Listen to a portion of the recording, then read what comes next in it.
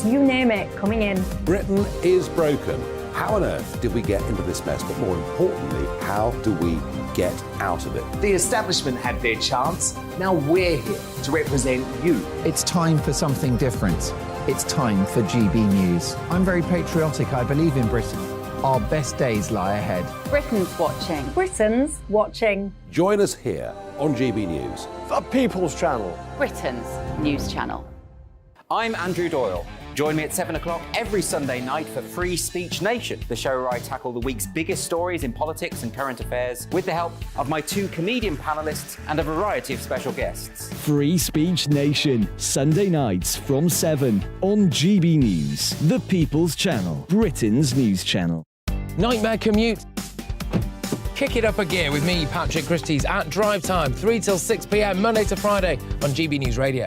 You can listen online and on DAB+, on the smart speaker app, and on the GB News app. And if you've got an Alexa, all you have to say is, Alexa, play GB News. We're also on TuneIn and the Radio Player apps. From the school run to rush hour, get revved up with me, Patrick Christie's, on GB News and GB News Radio. What you get for breakfast is something that, if we do our jobs right, you will wake up to news that you didn't know the night before. It's a conversation. It's not just me and Eamon. We want to get to know you, and we want you to get to know us. From 6, it's Breakfast with Eamon and Isabel. Monday to Thursdays on GB News. Britain's news channel. Westminster is going around in ever-decreasing circles, followed by the media. Britain is broken. How on earth did we get into this mess? But more importantly, how do we get out of it?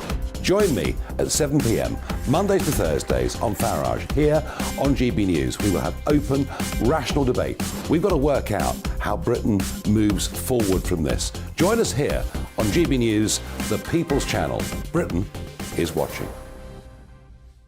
Every Sunday from 11, join Michael Portillo. There will be topical discussion, looking at the week before and the week to come. So kick back and relax at 11 a.m. on Sundays on GB News with me, Michael Portillo. GB News, the People's Channel, Britain's news channel.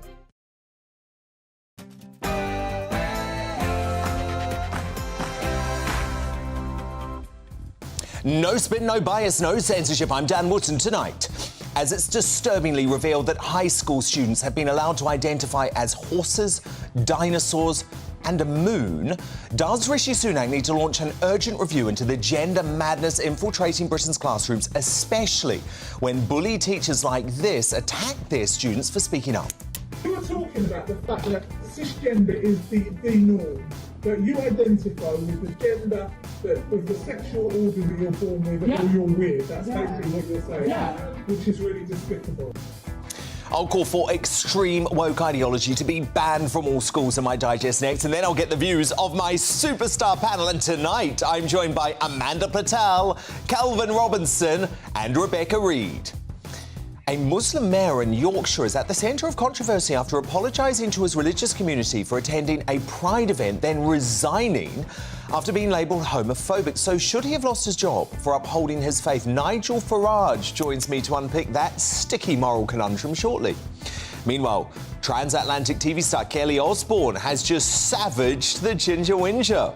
He's a whining, whinging, complaining, woe is me, I'm the only one that's ever had mental problems. So is this yet another sign that America has seen through Harry and Meghan? Well, Niall Gardner, Ingrid Seward and Ernest Owens are going to duke that one out in the clash. And Kelly's ticking off comes on the back of that top Spotify executive calling them, quote, effing grifters. But are the Sussexes really just a pair of swindlers? Well, Meghan Markle's biographer Tom Bauer returns to the studio with exclusive bombshell revelations on that later. Plus, after losing their $20 million Spotify deal, a guest on Meghan's Awful Archetypes podcast says she was never actually interviewed by the Duchess and only spoke to her lackeys. But was the pattern of fake interviews potentially more widespread? Well, our royal scoop breakers Cara Kennedy and Charlotte Griffiths have been investigating. They'll reveal their findings soon. Also on the show tonight is Sadiq Khan, about to be brought down by his biggest enemy. Mr Mayor, in all honesty, do you think you have made London, safer in 2019? I think we have. Mr. Mayor, I think you're delusional. Brexit champion and London Tory mayoral finalist Susan Hall says she is the woman to save our once great capital. I'll introduce you to Sadiq's worst nightmare shortly. Elsewhere, as Elton John wades in on the ITV scandal, claiming that an older man with a young woman would not have faced the same backlash. Is he right that Philip Schofield is a victim of homophobia? I'm not sure about that one. And also, Gino D'Acampo may have just made his last appearance on This Morning. I was going to make melanzane alla parmigiana. Yeah. You know, I love that. That's one of my the baked favourites. aubergine, but apparently I can't do anything with aubergine at the moment. I'll tell you what's toxic. I've always found toxic is aubergine. Do you like aubergine? There was so much top trolling from Gino of Holly and Dermot. I'm going to show it all to you soon. Plus, brand new Greatest Britain Union jackass before the night is out, and we're keeping across the breaking developments of the missing Titanic sub. We'll show you how tomorrow's newspaper front pages are reporting this hugely distressing story. This is Dan Wootton Tonight. Let's go.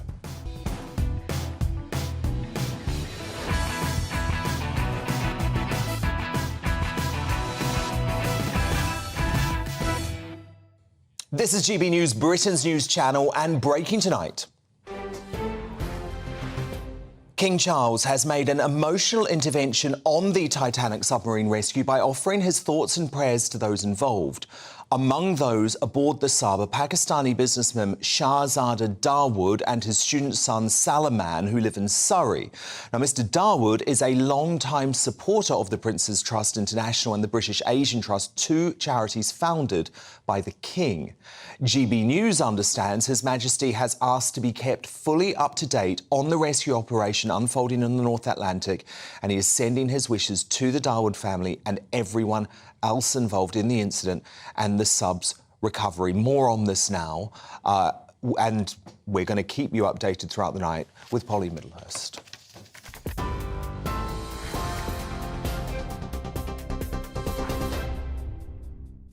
Dan, thank you. Good evening. Well, 5 people inside that missing submersible, which was on its way to view the wreckage of the Titanic, we understand have around 40 hours of oxygen left. It's being reported that specialist equipment here in the UK with the capability to help locate the vessel has been turned down by the US authorities despite allegedly getting clearance from the MOD. Well, the family of the British billionaire and explorer Hamish Harding, who's also on board, say they have great faith and trust in the rescue teams. Captain Jamie Frederick from the US Coast Guard earlier said the search is complex. U.S. and Canadian Coast Guard, Air National Guard aircraft, and the Polar Prince, which have searched a combined 7,600 square miles, an area larger than the state of Connecticut. These search efforts have focused on both surface, with C-130 aircraft searching by sight and with radar, and subsurface, with P-3 aircraft were able to drop and monitor sonar buoys. To date, those search efforts have not yielded any results. We know there's about 40 hours of breathable air left. Well, keeping tabs on that story for you, but in other news tonight, Nicola Sturgeon has spoken out on her first return to the Scottish Parliament at Holyrood since her arrest. The former First Minister of Scotland told reporters she's absolutely certain she's done nothing wrong. That's after she was arrested and released without charge following a police investigation into SNP finances. Ms Sturgeon wouldn't say, though, whether she'd stand down from the party. Now, the social media personality Andrew Tate and his brother Tristan have been charged with rape, human trafficking and forming a criminal gang to exploit women. They've been under house arrest since March. A trial is due to be held in Romania. They deny the charges. A spokesperson for the brothers, though, said they welcome a trial to demonstrate their innocence. And a TikTok and Instagram influencer who bombarded Premier League footballer Mason Mount with messages has avoided prison today. 22-year-old Orla Sloan met the Chelsea player at a party before then using 21 different phone numbers to stalk him over 4 months. The midfielder said he became worried she'd turn up at Chelsea's training ground.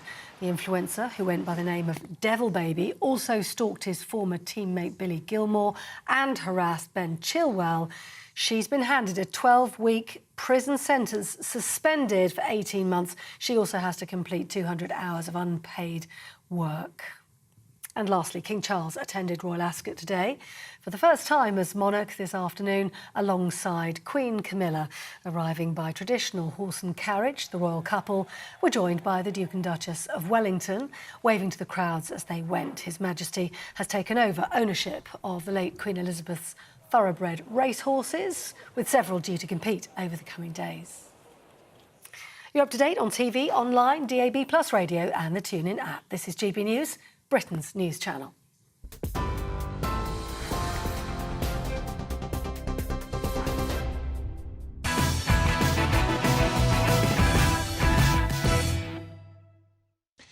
Extreme gender ideology has poisoned the minds of left-wing politicians for quite a while, with Labour leader Slippery Starmer and his Lib Dem sidekick Ed Davey insisting it's totally normal, folks, for a woman to have a penis. But when this woke madness is poisoning the minds of young and impressionable children and teenagers at school, already going through enough thanks to the hormone changes of puberty, that's when this gets even more sinister. Now, the Daily Telegraph revealed today that secondary school pupils have been allowed to self-identify as cats, horses, dinosaurs and, in one case, the moon, as hard-left teachers embrace the ideology of the Progress Pride flag, often behind the backs of parents. The newspaper reported examples of children demanding to be recognised as animals, causing disruption in lessons because in some cases they will only communicate via animal noises. The government's gender identity guidance for school doesn't tackle this issue, while the Department of Education says teachers should use common sense. What the hell does that mean? Especially when lots of good folk are currently being cancelled at work for little minor sins like, I don't know, mistaking someone's so-called preferred pronouns. Then there are the nefarious teachers enforcing their sick ideology on their pupils, like the unidentified miss who disgustingly threatened 2 Year 8 girls who weren't prepared to accept that one of their classmates could identify as a cat. You're questioning their identity. No, I wasn't a question. I was just saying about the gender. I didn't say anything about them. But where'd you get this idea from? There's only two genders. I just said my opinion. That is my opinion. If I respect their opinion, can't they respect my opinion? It's just not an opinion. Yes, it is. It's not an opinion. There's only those people think there's only two genders. There's only a boy and a girl. Yesterday. There's no other private part. In terms of gender, there are lots of genders. Right. There is transgender. There is agender, people that don't believe they have a gender at all. Yeah, but you can't have that. You can't have that. It's not a law. Yeah, but it's not a law. It's our opinion. We just don't agree with it. We just think it's all just. If you have a vagina, you're a girl. If you have a penis, you're a boy. Yeah. You are talking about the fact that cisgender is the norm. That you identify with the gender of the sexual organ that you're born with or you're with. That's basically what you're saying. Yeah. Which is really despicable. But it's not an opinion that we're expressing this Yes, school. it is. No, it's not. And if you don't like it, you need to go to a different school. Now, the mother of one of those pupils has stood her ground against the woke-riddled, gender-crazed teacher, saying she is proud of her girl, who she felt was bullied for stating biological fact. But as Lawrence Fox revealed on this show last night, she now fears, this is the mum, she fears repercussions. I've had the mother of the girl who was on that video on the phone to me today, messaging me today saying, the only thing I'm concerned about is that my daughter is entitled to a proper education. She's not going to be discriminated against. So I'm really, really worried. Former Home Secretary Priti Patel raged today, this left-wing indoctrination of our young people is disturbing and must be stamped out of our schools. The government must put the rights of parents first. She's right.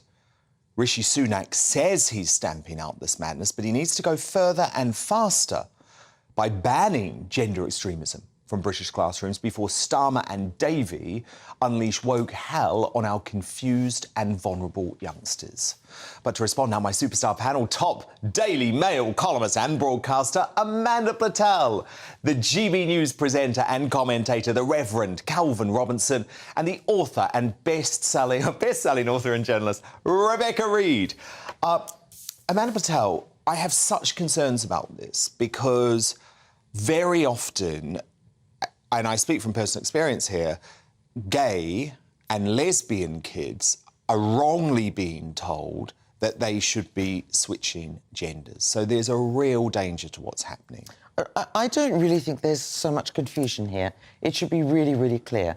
If a child goes into a classroom and identifies as a cat, and someone identifies as a dinosaur, they should be sent home because they should not be in a classroom disrupting kids getting a proper education. What kind of job are you going to get if you identify as a cat? Battersea Dog and Cats Home, maybe, you know, going, meow, meow, yeah, I'm a cat whisperer. Or, you know, the dinosaur's going to get a part-time job on Jurassic Park, the next movie. This is happening. I know, but it is totally ludicrous.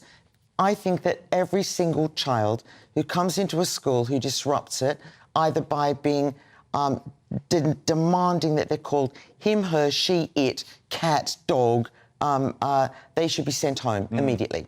And they should not be interrupting the education of children in this school. You go to school to learn how to read and write, how to be a good person, how to integrate with your fellow pupils, and how to go on and have a life where you get a job. Tell me what job a dinosaur's going to get. Yeah, very good point. But the problem is, Calvin Robinson, as we saw in that leaked video, and by the way, good on the girls for making sure they had that on the record, because even the mum said actually she wouldn't have believed what her daughter was saying because it seemed so absurd. Yeah. But the issue is, Calvin, it's the teachers pushing this ideology a lot of the time. I'm glad this is finally being exposed. But the reason I'm in this industry is because I started writing about the indoctrination that I saw as a teacher firsthand. Former head teacher. It's been going on for years. But it's not about different perspectives. The teacher isn't saying some people believe this, other people believe that. The teacher is saying, you will believe what I believe, otherwise you are despicable. Now, that's incorrect, and it's extremism. But the worst thing about all of this is we've got people like Rishi Sunak and Kemi Badenoch saying, we're going to put a force together to review this. These are the people that voted this in. This is a Conservative government policy from 2019, the RSE education. These two in particular voted for it. So it's all a nonsense. Rebecca Reid, can you defend this at all? Because you're on the woke side of things when it comes to this debate. I mean, it reminded me very much of, obviously the actual message was different, but the conversation reminded me of my experience as a Catholic school, which is what, and I had very similar debates like that with teachers about abortion, where I was told abortion is inherently wrong, and I was told things like condoms are 15% effective. Absolute, complete lies, completely untrue.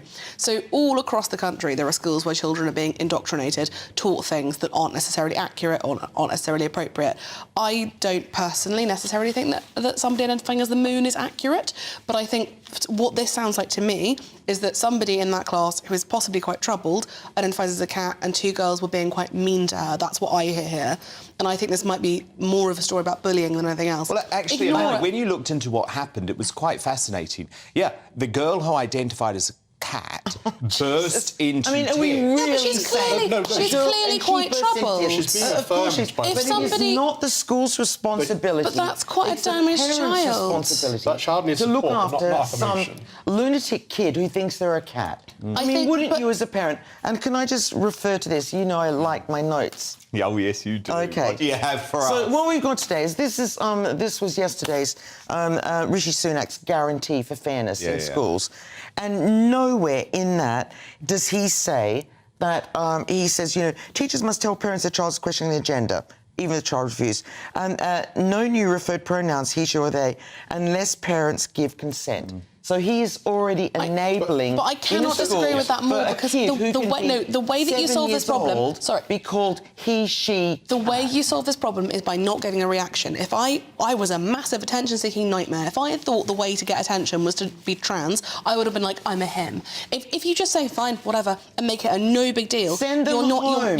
Send them home to find out their own identity and get them. That makes a much bigger deal. You just go, cool, fine, be whatever you are. It's not important, it doesn't matter. But don't make it into something that it is. It doesn't matter. That's how it becomes a social contagion, because the students realise they can get away with it and other ones start joining in. But you don't want to get away with it if you don't get a reaction for it. If people are like, fine, whatever, it doesn't matter.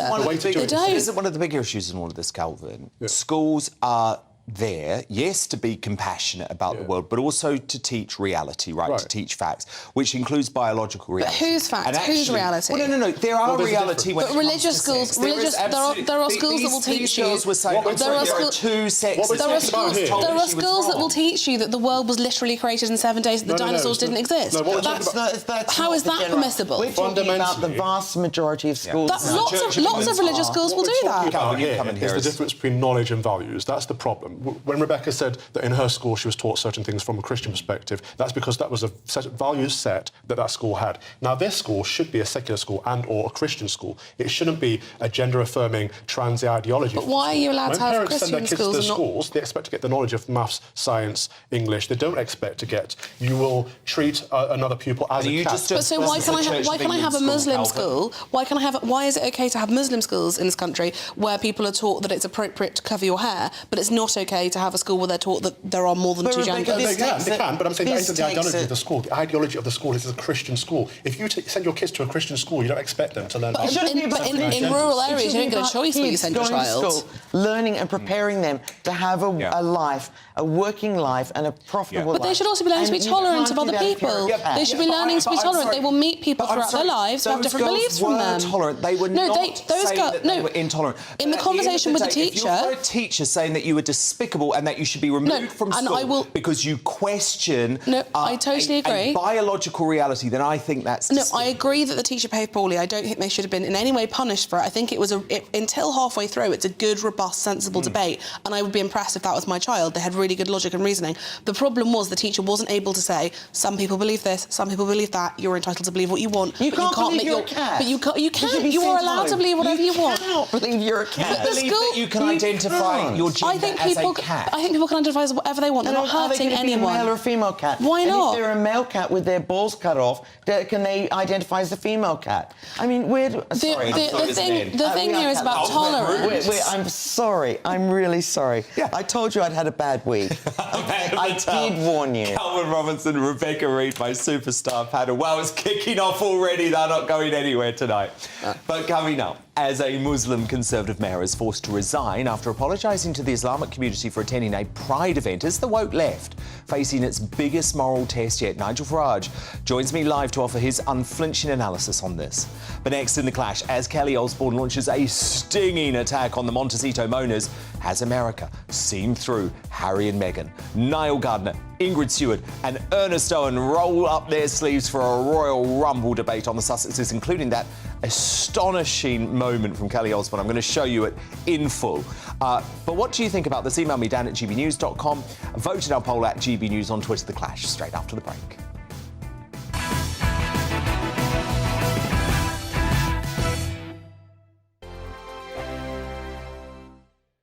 First and foremost, I am a GB News fan, and I was before I was working here. Just love the fact that we're asking the questions that a lot of establishment media won't ask. With a bit of a twist, we not only want to inform you, but we want to keep you entertained. It's worth the drive because you get in and the team's all ready and waiting, they're itching to go, and it's a proper little family. GB News is the People's Channel. It's the audience that makes the programme sing. We're giving our viewers and our listeners a voice. I see the thousands of your letters, tweets, emails, you name it, coming in. Britain is broken. How on earth did we get into this mess? But more importantly, how do we get out of it? The establishment had their chance. Now we're here to represent you. It's time for something different. It's time for GB News. I'm very patriotic. I believe in Britain. Our best days lie ahead. Britain's watching. Britain's watching. Join us here on GB News. The People's Channel. Britain's news channel. Join me, Patrick Christie's, Monday to Friday, 3 till 6. We tackle the day's news agenda like you've never seen before. It's high tempo, high octane, the most controversial topics, and the best guests. You will not be able to take your eyes and ears off it. I'm not afraid to ask the questions that you really want answered. 3 till 6 p.m, Monday to Friday on GB News, the People's Channel, Britain's news channel. I'm Andrew Doyle. Join me at 7 o'clock every Sunday night for Free Speech Nation, the show where I tackle the week's biggest stories in politics and current affairs with the help of my 2 comedian panellists and a variety of special guests. Free Speech Nation, Sunday nights from 7 on GB News, the People's Channel, Britain's news channel. GB News has its own late-night paper preview show, Headliners, where comedians take you through the next day's top news stories. You don't have to bother reading the newspaper, we've got it covered for you. Headliners, every night at 11 p.m. and repeated every morning at 5 a.m. We won't send you to sleep like some of the other paper review shows out there. GB News, the People's Channel, Britain's news channel. Join me, Camilla Tominey, on Sunday mornings from 9:30, taking the politicians to task and breaking out of SW1 to see how their decisions are affecting you across the UK. Bursting the Westminster bubble every Sunday morning only on GB News, the People's Channel. Britain's watching. Every Sunday from 11. Join Michael Portillo. There will be topical discussion, looking at the week before and the week to come. So kick back and relax at 11 a.m. on Sundays on GB News with me, Michael Portillo. GB News, the People's Channel, Britain's news channel. What you get for breakfast is something that, if we do our jobs right, you will wake up to news that you didn't know the night before. It's a conversation. It's not just me and Eamon. We want to get to know you, and we want you to get to know us. From 6, it's Breakfast with Eamon and Isabel. Monday to Thursdays on GB News, Britain's news channel. Hi, I'm Dan Wootton. You can watch me live on GB News Monday to Thursday from 9 p.m. And did you know that you can also watch and listen live on our website, gbnews.com. You'll always be up to date on the latest breaking news, as well as enjoying the best stories, opinions and shows. You can even join the debate under our live player as you're watching. So head straight to gbnews.com on TV, radio and online. GB News, Britain's news channel.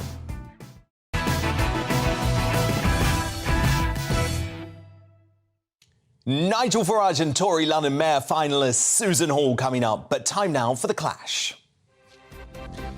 And just days after Harry and Meghan were branded effing grifters by a Spotify boss when their £15 million flopcast was axed, the Montecito Moaners have found themselves on the receiving end of yet another public attack that will leave the runaway royals bruised. This is the moment transatlantic TV star Kelly Osbourne let rip at Harry in a devastating takedown of his behaviour. I don't care what my son did. If I was getting crowned to be, he would sit in the very front row. Oh, I don't agree with that. I think Harry should have been sent back. I think Harry's a I do.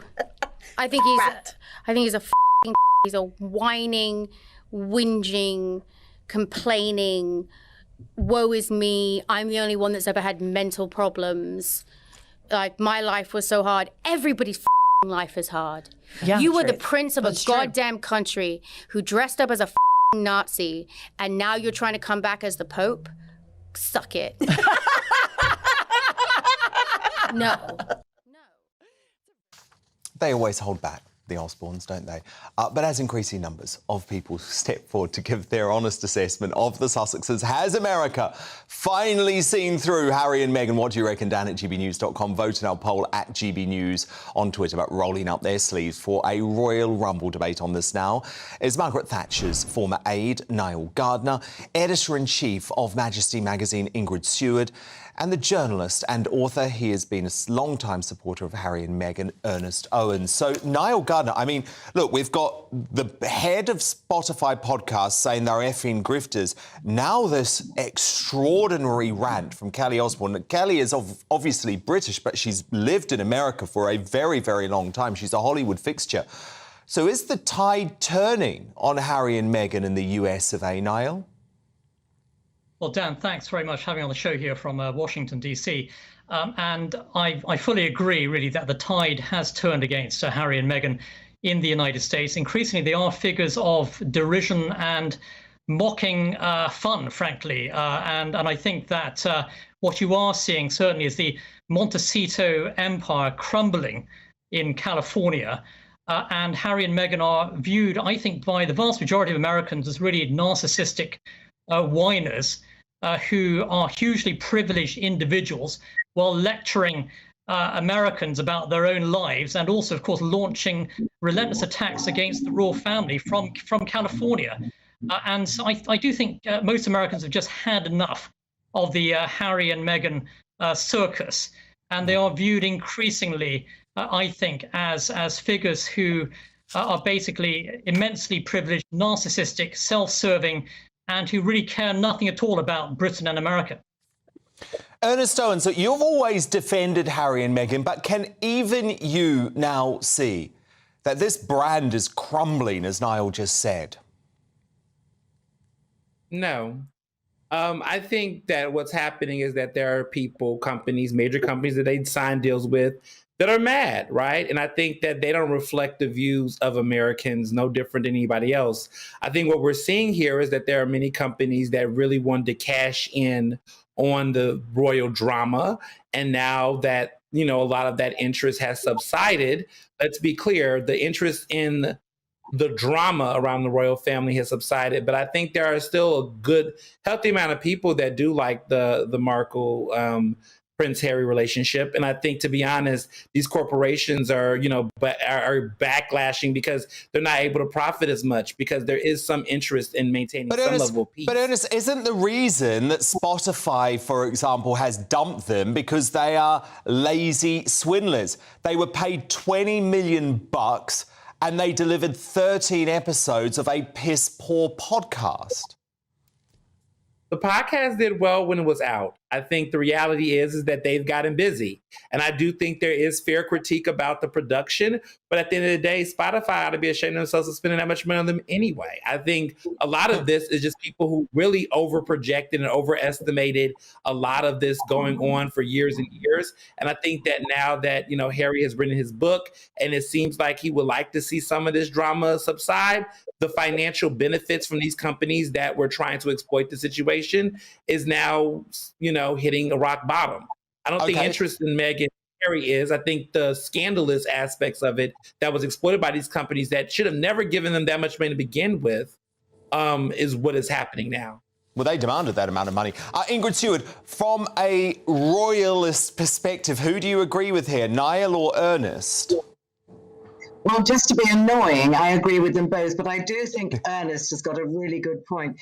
There's a lot of people in America that love to have a bit of the glitter of Harry and Meghan. They don't really care if they are seen as, Kelly Osbourne said, obnoxious people. They just want to have a bit of the glamour of having this really high-profile couple who are probably the most talked about couple in the world. Not every day, but a lot of the time. Yeah, for all the wrong reasons, Ingrid. For all the wrong reasons. We love them.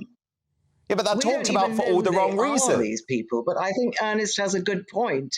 I think that Harry and Meghan still have a lot of cachet in America, not amongst the sort of cool cognoscenti, but amongst the rich people that just want them to a dinner party. Well, I'm not sure, because the Obamas have washed their hands, Oprah's washed her hands. Niall, isn't the issue here that actually, Ingrid's right, they're talked about, but they're talked about for all of the wrong reasons. You know, they're talked about because they're either embarrassing, because they're lazy, they're work shy, they're ridiculous, they're divas.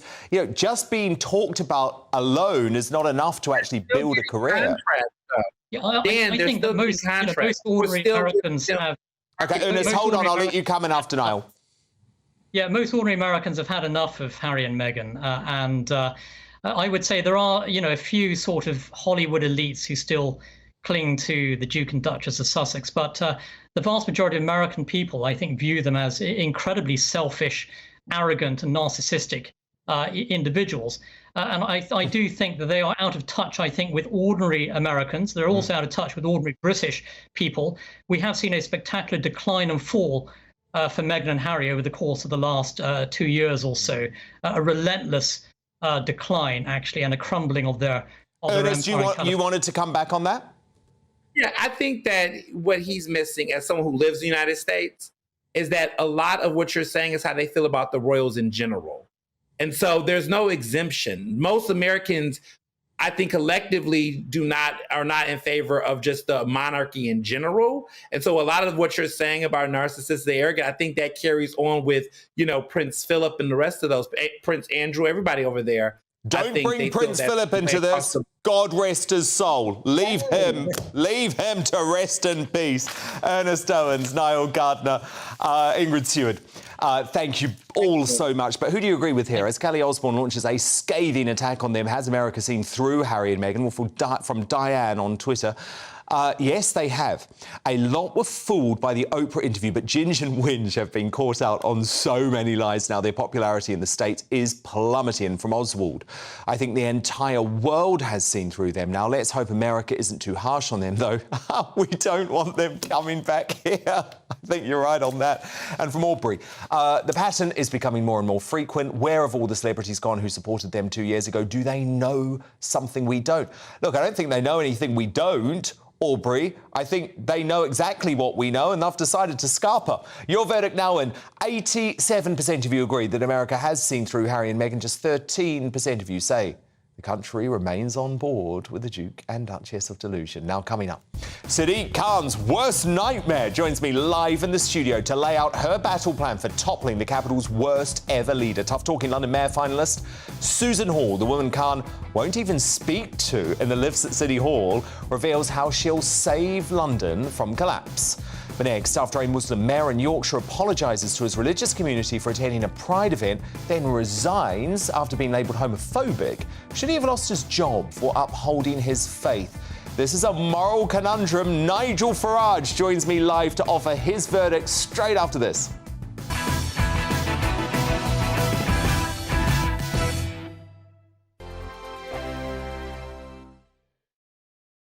Like all families, we have arguments every now and then, but actually we agree on what the mission of GB News is, and that's the most fundamentally important thing. GB News provides the kind of platform that lets all voices be heard.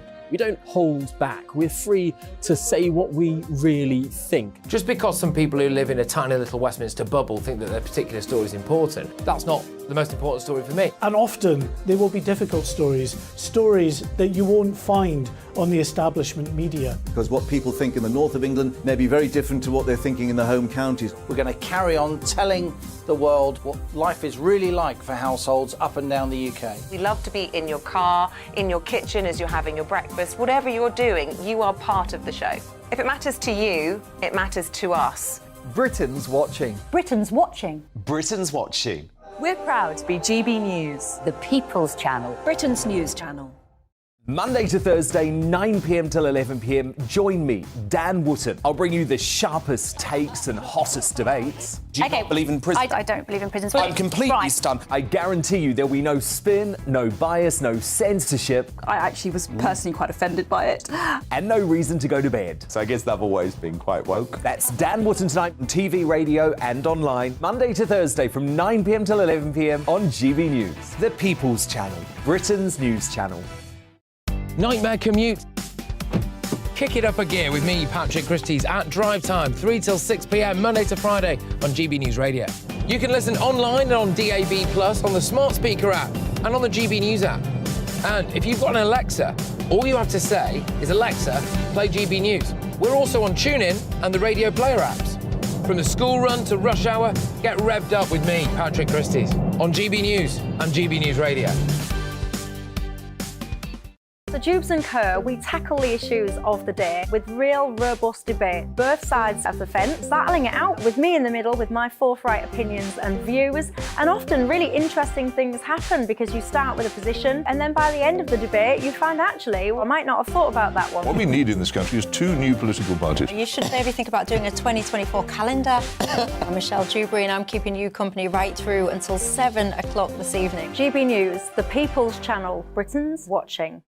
Westminster is going around in ever-decreasing circles, followed by the media. Britain is broken. How on earth did we get into this mess? But more importantly, how do we get out of it? Join me at 7 p.m, Mondays to Thursdays on Farage, here on GB News. We will have open, rational debate. We've got to work out how Britain moves forward from this. Join us here on GB News, the People's Channel. Britain is watching. You've probably seen politicians interviewed 1,000 times, but we do it differently. We find out who they really are, we don't shout, we chat, and hopefully we bring a bit of light, not just heat. Did you know Kate Moss? Apparently. Do you have a pair of jeans or a pair of jeans? No, of course I don't. What would I do with them? My friends are like, oh my God, what's she doing now? Join me every Sunday at 6 for Gloria Meets, only on GB News, the People's Channel, Britain's news channel.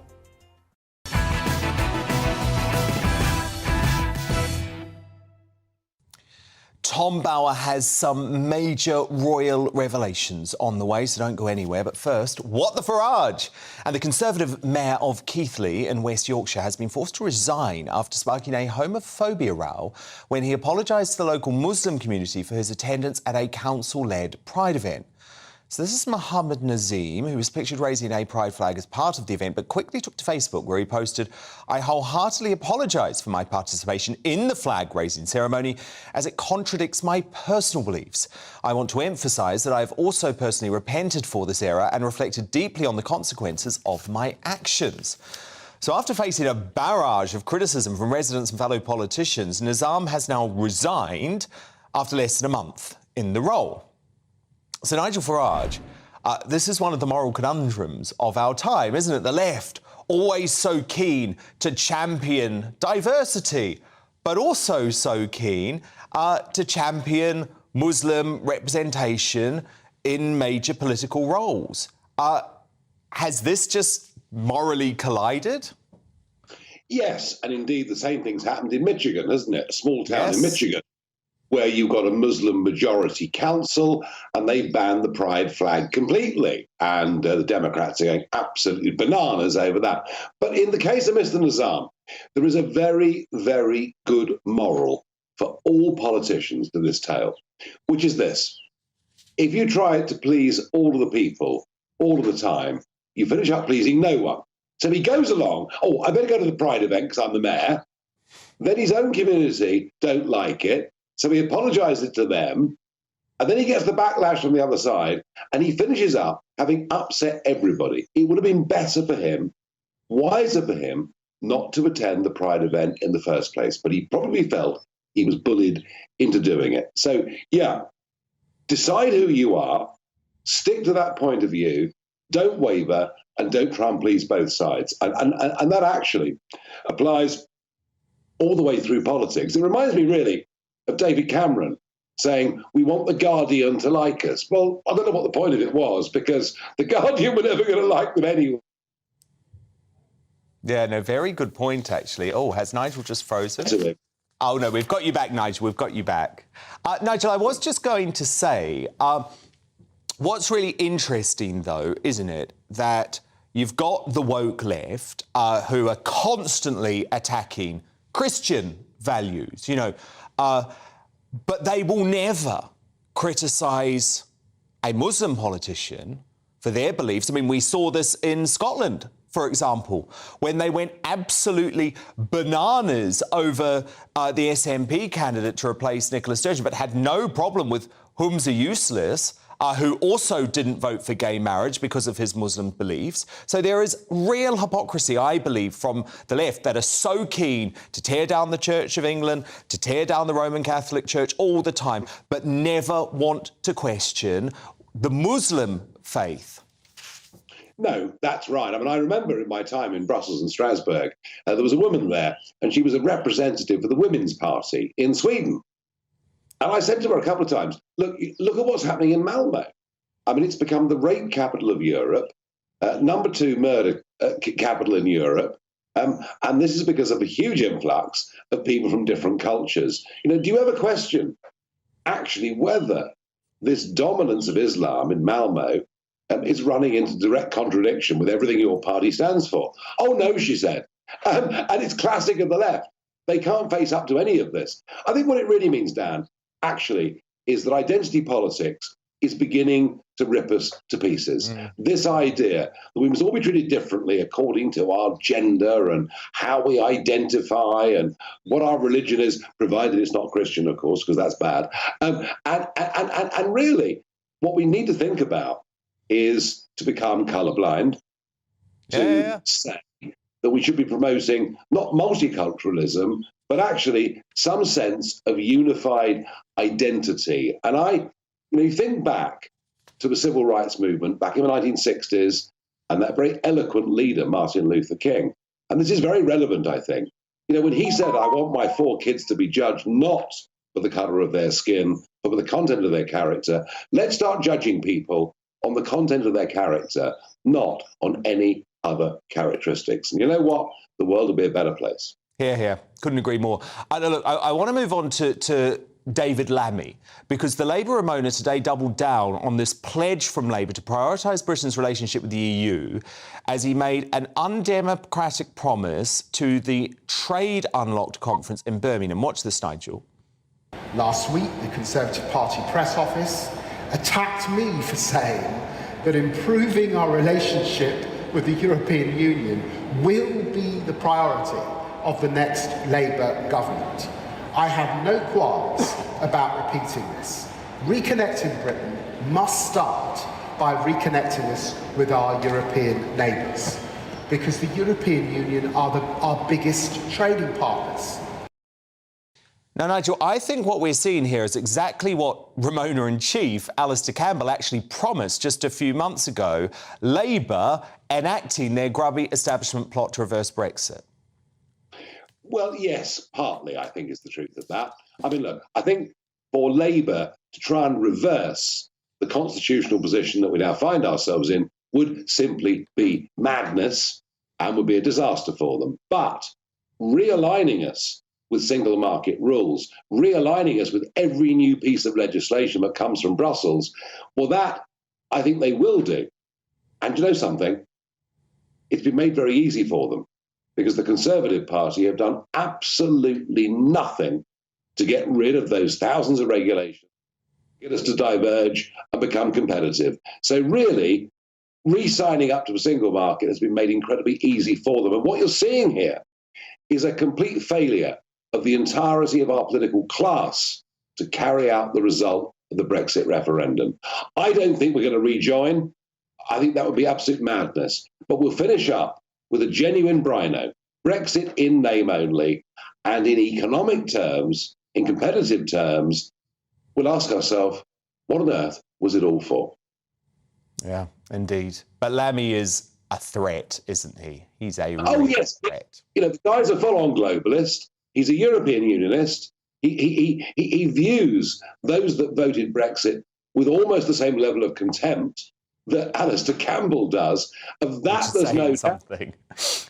Yeah, of that, there's no doubt. But remember, I repeat the point, the Conservatives have failed to deliver on many of the things that Brexit voters wanted, and that opens the door for Labour to sign us straight back up to single market rules. Nigel Farage, who will be back here 7 o'clock tomorrow night on GB News. Thank you so much, Nigel. But coming up, Boris Johnson's banned from Parliament, but the former PM drops a not-so-subtle hint that he's not bowled out just yet. But as he moots a truce with Rishi Sunak, is the Tory civil war really close to being over? My superstar panel weigh in on that shortly. But next, is Sadiq Khan about to be brought down by his worst nightmare? Brexit champion and London Mayor finalist Susan Hall, the woman Khan refuses to even acknowledge when they're strolling around the corridors of City Hall, joins me live to give Sadiq both barrels and lay out her plans to take back London. We're back very shortly.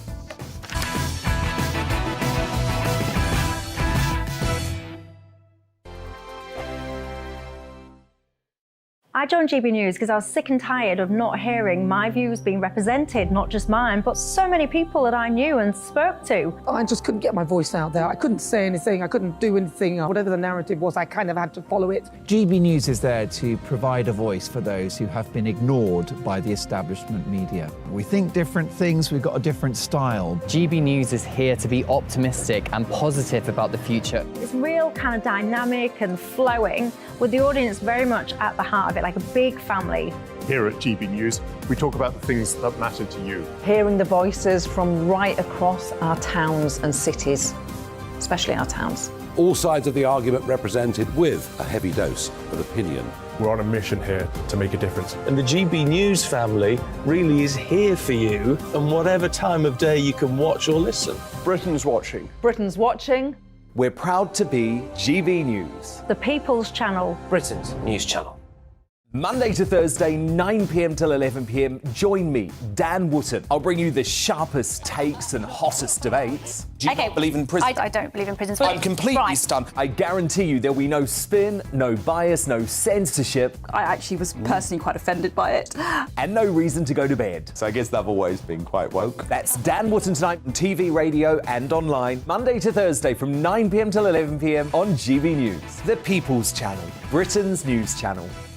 You've probably seen politicians interviewed 1,000 times, but we do it differently. We find out who they really are, we don't shout, we chat, and hopefully we bring a bit of light, not just heat. Did you know Kate Moss? Apparently. Do you have a pair of jeans or a pair of jeans? No, of course I don't. What would I do with them? My friends are like, oh my God, what's she doing now? Join me every Sunday at 6 for Gloria Meets, only on GB News, the People's Channel, Britain's news channel.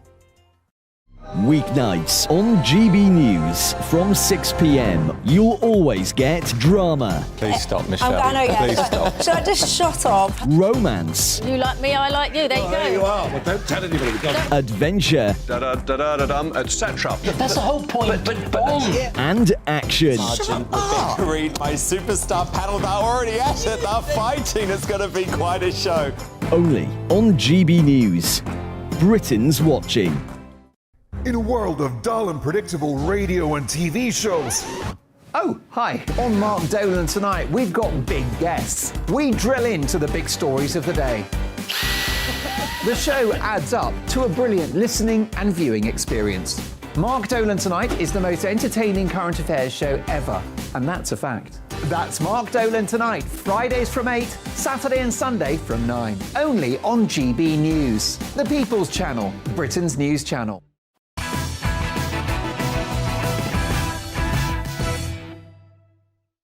Now, failed London Mayor Sadiq Khan has been a constant scourge to all residing in our once great capital city. But could he be about to encounter his own worst nightmare? 3 Tory finalists remain in the race to replace Khan in 2024. And the only female contender, Susan Hall, has a top CV for taking him on.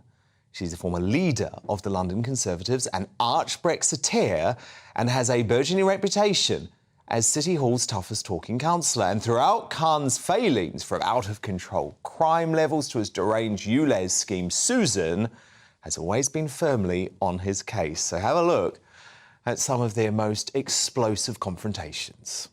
Mr Mayor, in all honesty, do you think you have made London, safer in 2019? I think we have.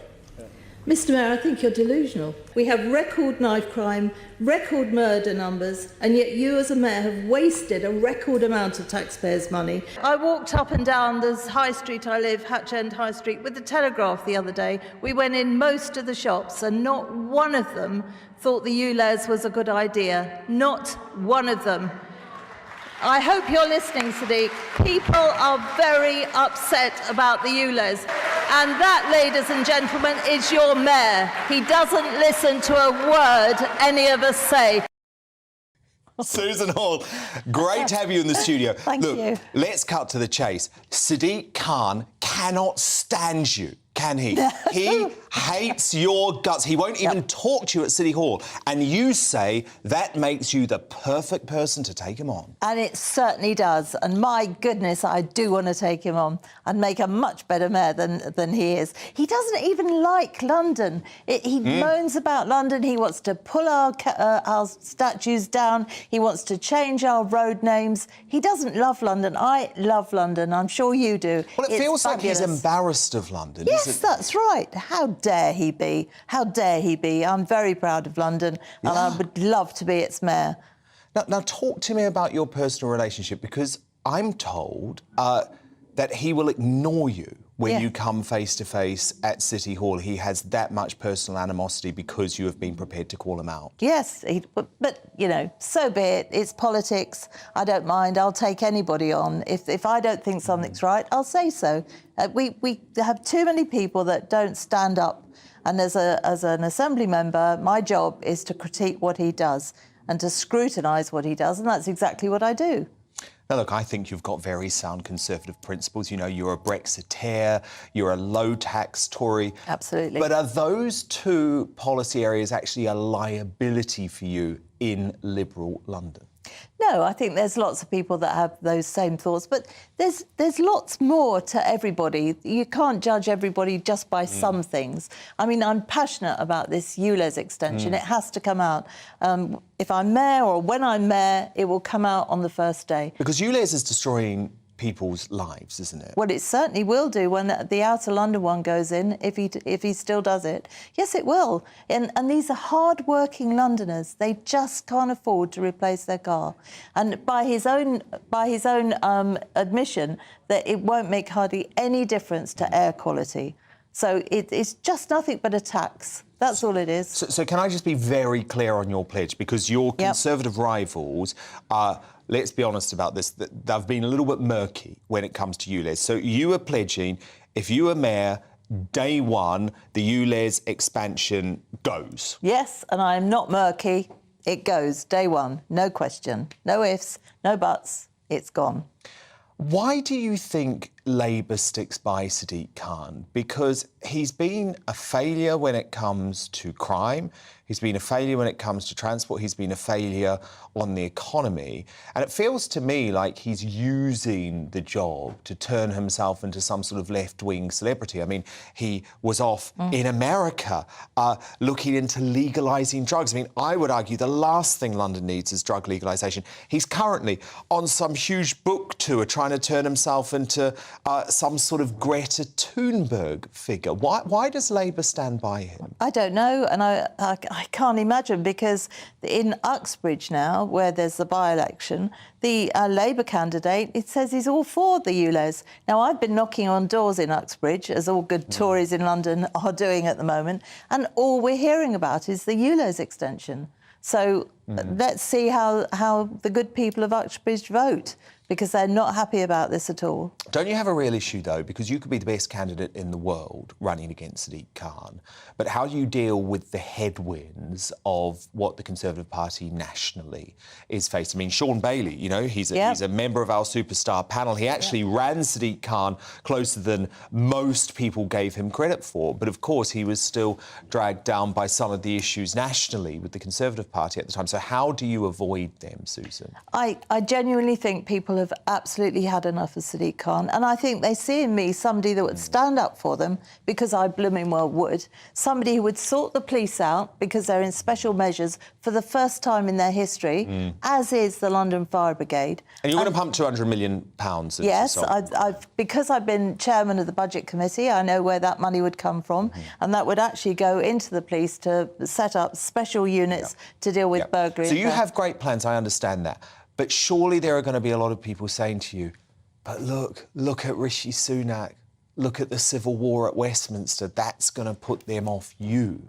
And do you know what I will say to them? Look at London, look at the mess Khan has made of London, and I pledge to you I will put it right, and I will. And I hope I'll be able to talk to people, thanks to people like you letting me on your show, so I can let people know over the time what my plans are. And I'm hoping people have had their eyes open to just how bad Sadiq Khan is. Well, look, I've followed your career for a long time, and I think why I'm so concerned about what's going on in London is that I'm seeing it disintegrate in front of my very eyes. I mean, this is a city that I've chosen for the past 2 decades to be my home.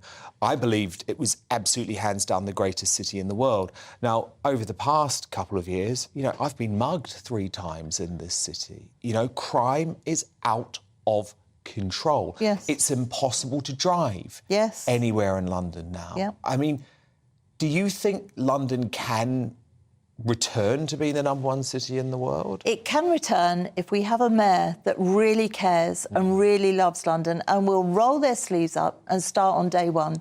And I would, because it's worth it. Look at London. Look at what we do in London. We need a mayor that is proud of London and will fix things. And that's exactly what I would do.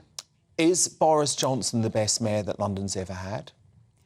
Compared to the others, absolutely. Yes, he is. He did care about it. To be fair, I think Livingston cared as well. I do. You know, you've got to be fair. But Sadiq Khan does not care about London. He's not proud about London, and he makes excuses for things in London. And as for tearing down our statues, disgraceful. Would you want Boris Johnson to campaign for you? Is he an asset or a liability? With where we are at the moment, I'd be thrilled if anybody came and campaigned with me. And if you would, Dan, I'd be very, very grateful. You know me, no spin, no bias, no censorship on this show. Susan Hall, one of the 3 finalists to be London Mayor. Thank you very much for being here, Susan. Now, coming up, after being described as an effing grifter by Spotify bosses, Meghan Markle swiftly finds herself embroiled in yet another Sussex storm after being accused of faking her £50 million Flopcast interviews. Our Royal Scoop getters Cara Kennedy and Charlotte Griffiths are investigating this latest Montecito bombshell shortly. But next, as Boris teases another innings after the Partygate stitch-up, has the former PM given his biggest hint yet that he's ready to bat again in the political theatre? And is Burjo right to move to truce with Rishi Sunak for the sake of ending the Tory civil war? Well, my superstar panel weigh in on that next. Plus, we're going to have a first look at how tomorrow's newspaper front pages are covering the terrible North Atlantic submarine rescue story. Don't go anywhere. We're back with the front pages in just 2 minutes' time.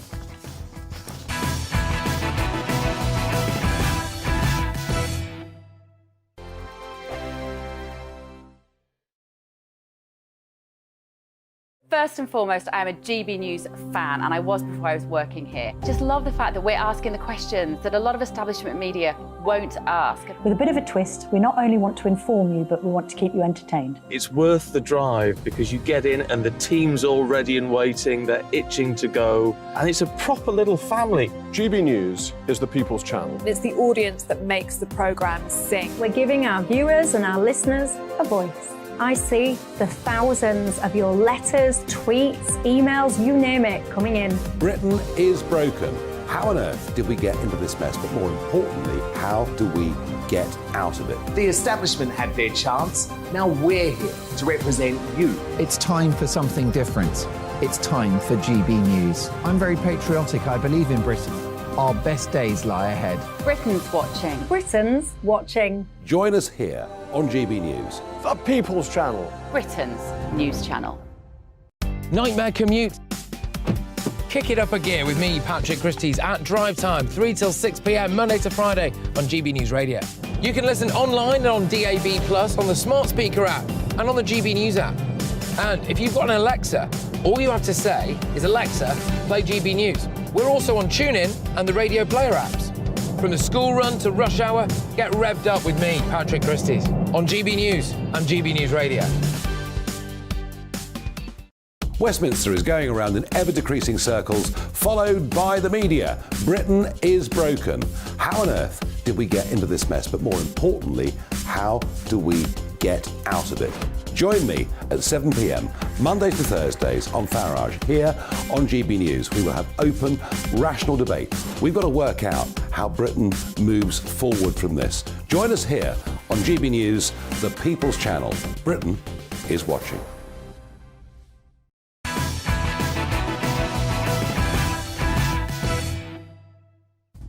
It's 10 p.m. I'm Dan Wootton. Tonight, Boris hints he will bat for Britain again. As the most popular PM in a generation regroups after being hounded from Westminster and banned for life from Parliament, Bojo bids to end the Tory civil war by seeking a temporary truce with Rishi Sunak before declaring there's always another innings. But is Boris right to call for peace in the Conservative camp? And amid another troubling poll slump, has the Partygate stitch-up actually damaged his successor Sunak? My superstar panel gets stuck into that next, and tonight I'm joined by Amanda Platel, Calvin Robinson and Rebecca Reid. Also coming up tonight, Harry and Meghan's big charade continues to unravel with this devastating takedown from transatlantic TV star Kelly Osbourne. He's a whining, whinging, complaining, woe is me, I'm the only one that's ever had mental problems. But after a top Spotify exec called the Sussexes a pair of effing grifters, has Meghan now also been exposed for faking interviews on her £15 million flopcast? Well, our royal scoop getters Cara Kennedy and Charlotte Griffiths investigate shortly. Plus, in another Montecito bombshell, esteemed royal biographer Tom Bauer sensationally reveals why Harry and Meghan could shake off their swindler reputation by, wait for it, dramatically changing their names. You're not going to guess what might inspire their new rebrand. Tom's going to reveal all. Meanwhile, as he claims that an older man with a younger woman wouldn't have faced the same backlash over the ITV scandal, is Elton John right that Philip Schofield is simply a victim of homophobia? And Chef Shino De Campo caused downright chaos with his big return to the This Morning kitchen today. I was going to make melanzane alla parmigiana. Yeah. You know, I love that. That's one of my the baked favourites. aubergine, but apparently I can't do anything with aubergine at the moment. I'll tell you what's toxic. I've always found toxic is aubergine. Do you like aubergine? I'll bring you the full, hilarious and excruciating moment of madness and the latest from the Schofield scandal, rocking ITV and the media buzz. Find out which of my superstar panel nominated Andrew Tate for tonight's Greatest Britain or Union Jackass, and tomorrow's newspaper front pages hot off the press imminently, including latest updates from the race against time to rescue the crew of that tragic Titanic submarine. With the latest on that now, though, here's Polly Middlehurst.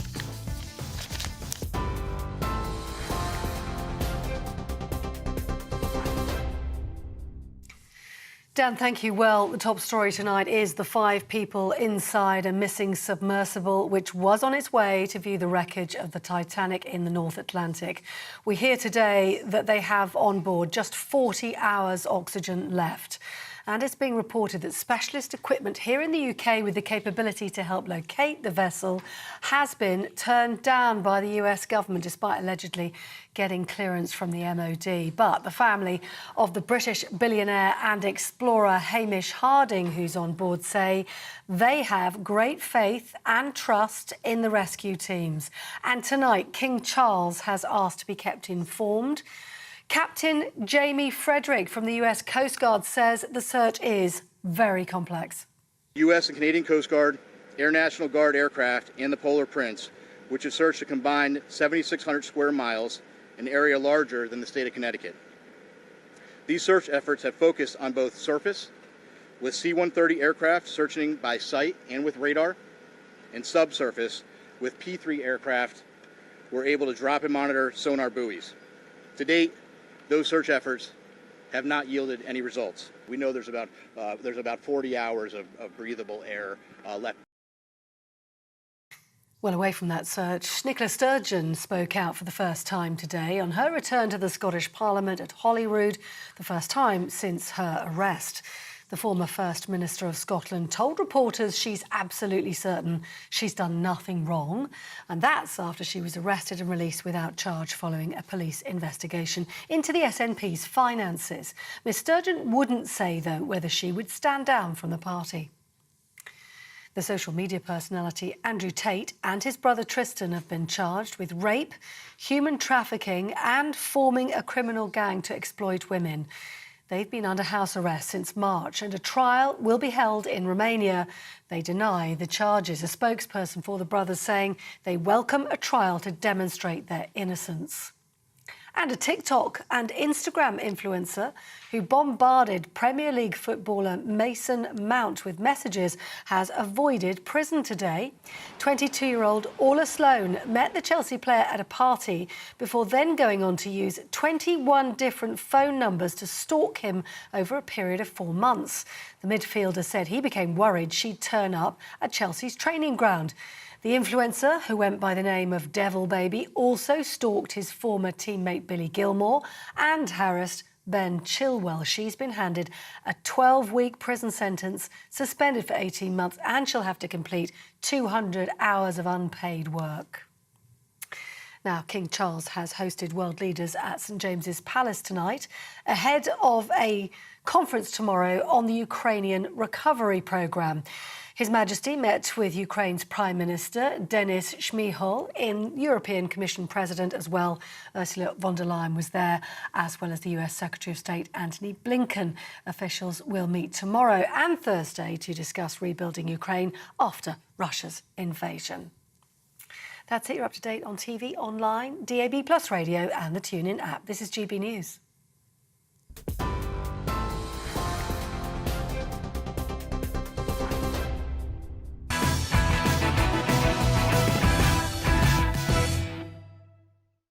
Tomorrow's news tonight now in our media buzz, and the first front pages are in.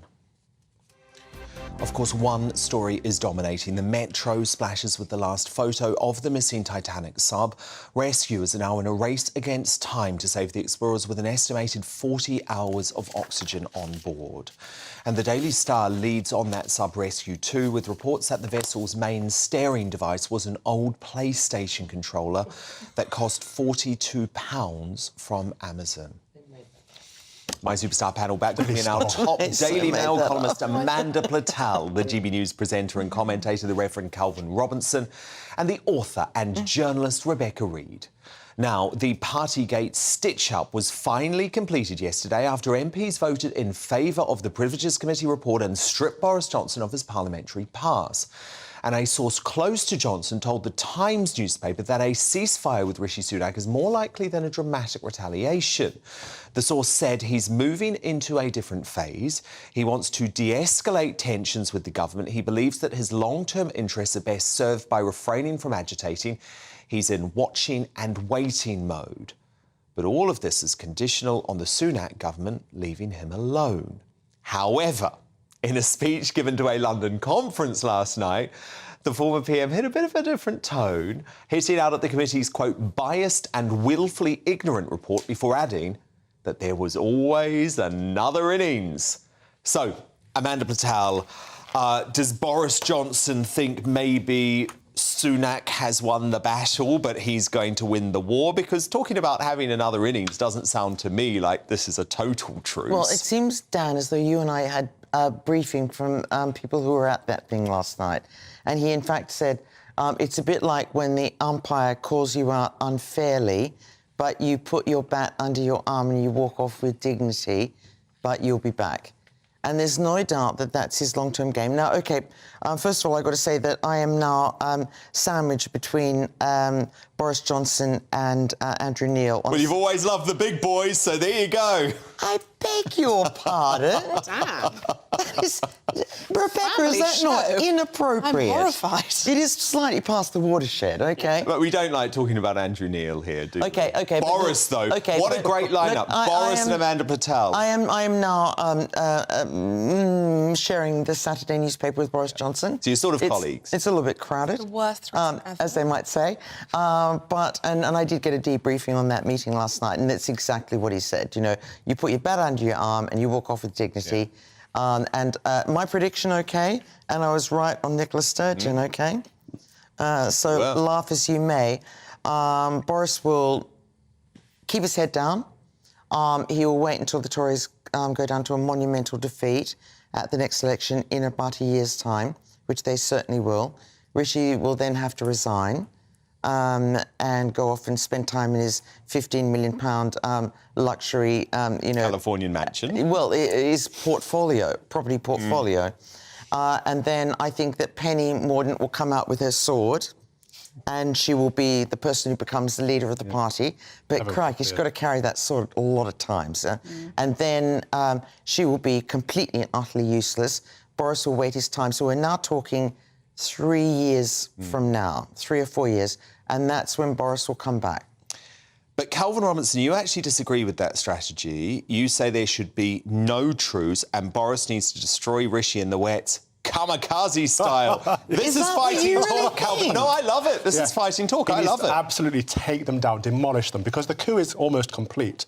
They wanted him gone, they got rid of him, and now they're trying to prevent him from coming back. It's undemocratic. It's up to the voters if Boris returns, not up to Rishi Sunak or his parliamentary committee. And we're seeing a very similar thing to what's happening in the States. It's the prosecution of your political opponents. It's persecution. And it's, again, undemocratic. Or is it people who did bad things being caught and told off for doing bad things? No, because they all did the same rubbish things, and we called them out for it at the time. I'm not saying what he did was right. I'm saying they all did it, and they're playing a game. Well, can I tell you what makes me so angry about this, OK? number one, no one cared about punishing Tony Blair and Alistair Campbell for the despicable lies that they told. Lots of people cared about that. Not in Parliament. There were literal marches. Nothing happened in Parliament. Nothing happened in Parliament. They lied to Parliament. That is That's the first whose thing. fault was that? The second thing is, much more recently, all of these Tory-wets who Calvin refers to, they were the people who were prepared to overturn the biggest democratic mandate in British history in Brexit. They had no respect for democracy then, and it actually... Oh, Rebecca... That didn't happen. They tried. It was only That's a Boris who fully- stopped them. Do you not understand? That's why they hate the bloke so much. No. Seriously. Talking about Brexit is my least favourite thing in the world, but that's... like, what happened was it wasn't going very well. You don't People think were they like, hate this isn't Boris a great idea, maybe because he delivered Brexit? I think they hate Boris for lots of reasons. I think I don't think he's a particularly small C conservative. I think that he did a bad job with Partygate. I think that he did the best job he could with the pandemic, but still, he's never going to be able to get rid of all of the bad decisions that he made because no one knew what they were doing. But Amanda, this is a deranged level of hatred, isn't it? And I believe that that does come from Brexit. I completely agree with you. And I think, as you and I, Dan, both know, the more flack that we kind of receive, the more we should take that as a compliment.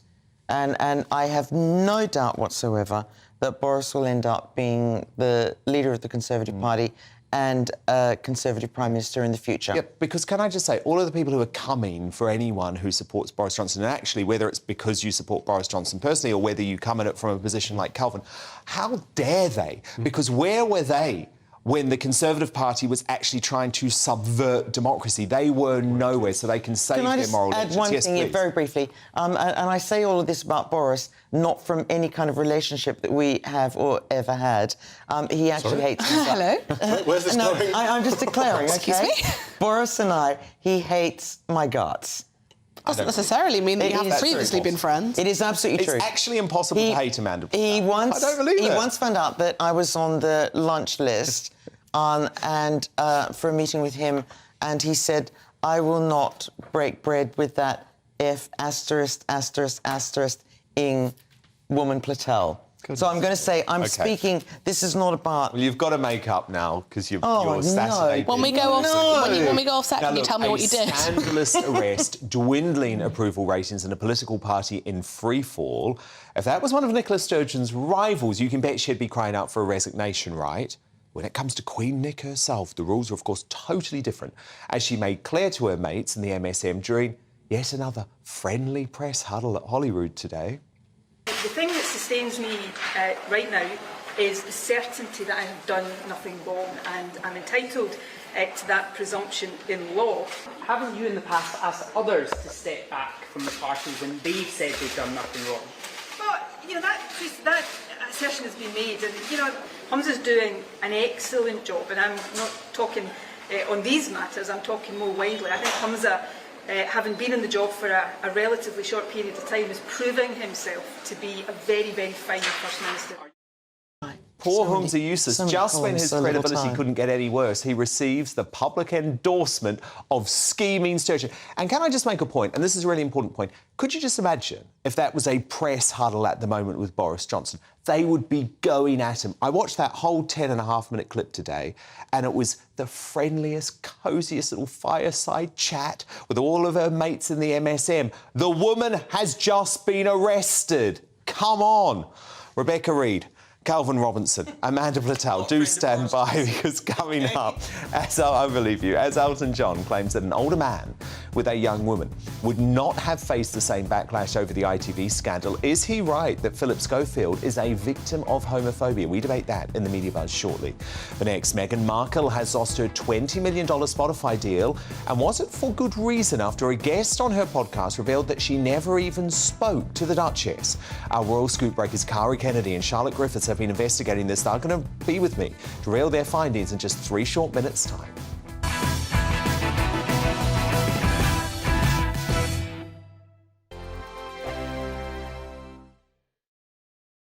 Like all families, we have arguments every now and then, but actually we agree on what the mission of GB News is, and that's the most fundamentally important thing. GB News provides the kind of platform that lets all voices be heard. We don't hold back. We're free to say what we really think. Just because some people who live in a tiny little Westminster bubble think that their particular story is important, that's not the most important story for me. And often they will be difficult stories, stories that you won't find on the establishment media. Because what people think in the north of England may be very different to what they're thinking in the home counties. We're going to carry on telling the world what life is really like for households up and down the UK. We love to be in your car, in your kitchen as you're having your breakfast. Whatever you're doing, you are part of the show. If it matters to you, it matters to us.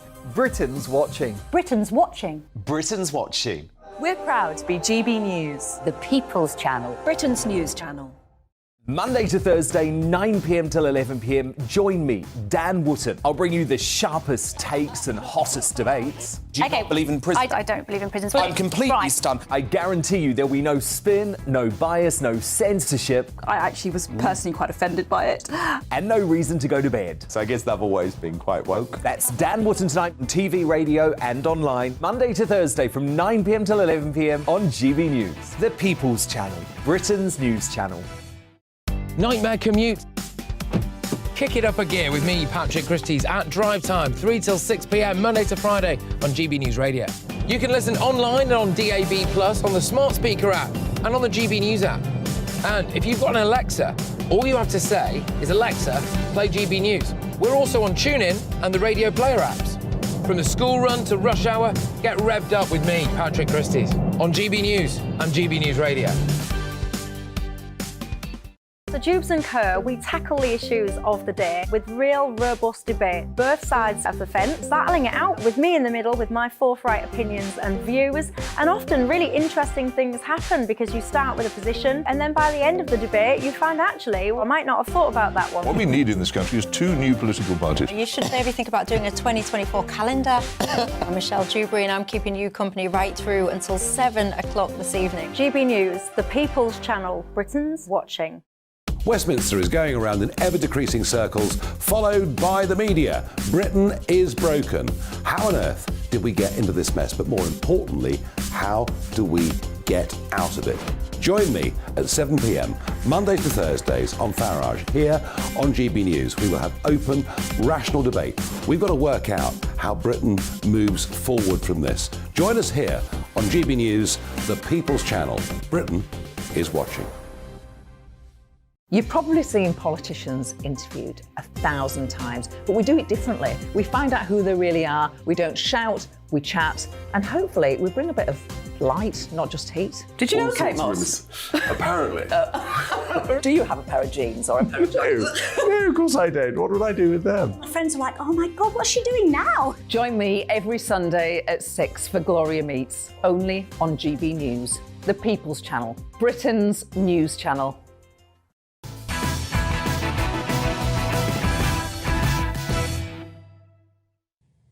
Time now for my royal scoop breakers. The Spectator reporter Cara Kennedy and editor-at-large for the Mail on Sunday, Charlotte Griffiths. And the runaway royals, Harry and Meghan, were dealt a reputational blow over the weekend as their $20 million deal with Spotify came to an unexpected end. And Bill Simmons, head of podcast innovation at Spotify, doesn't sound like he'll miss them. I'm going to pose this question to you. You do a lot of business deals, a lot of negotiations. I do. Well, let's just. I wish I had been involved in the Meghan and Harry leave Spotify negotiation. The fucking grifters. That's the podcast we should have launched with them. I got to get drunk one night and tell the story of the Zoom I had with Harry to try to help him with a podcast idea. Do it. It's one of my best stories. Do it.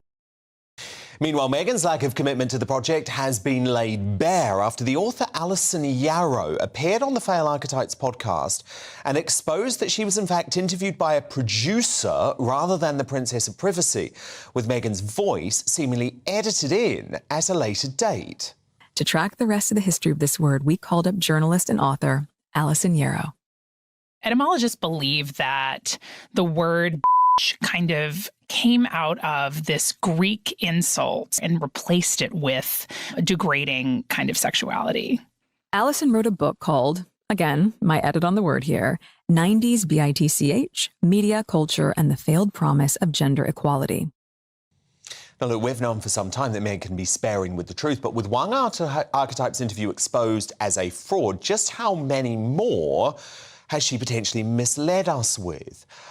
So, Cara Kennedy, Charlotte Griffiths, great to have you both here. And Cara, you've been investigating these discrepancies for months now. You're actually the first to report them. So what more can you tell us?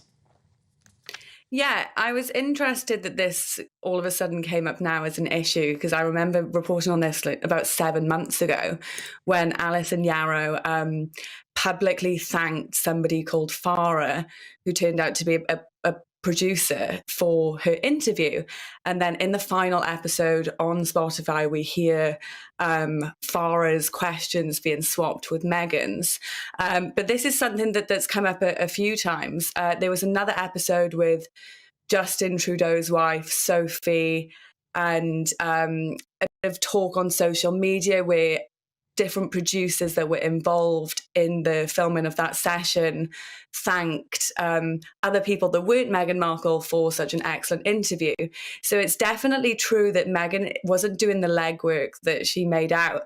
And I think what happened basically was Meghan wanted the kind of glory of the big interviews like Mariah Carey and the kind of big name guests, but then the littler people were dealt with and interviewed by staffers.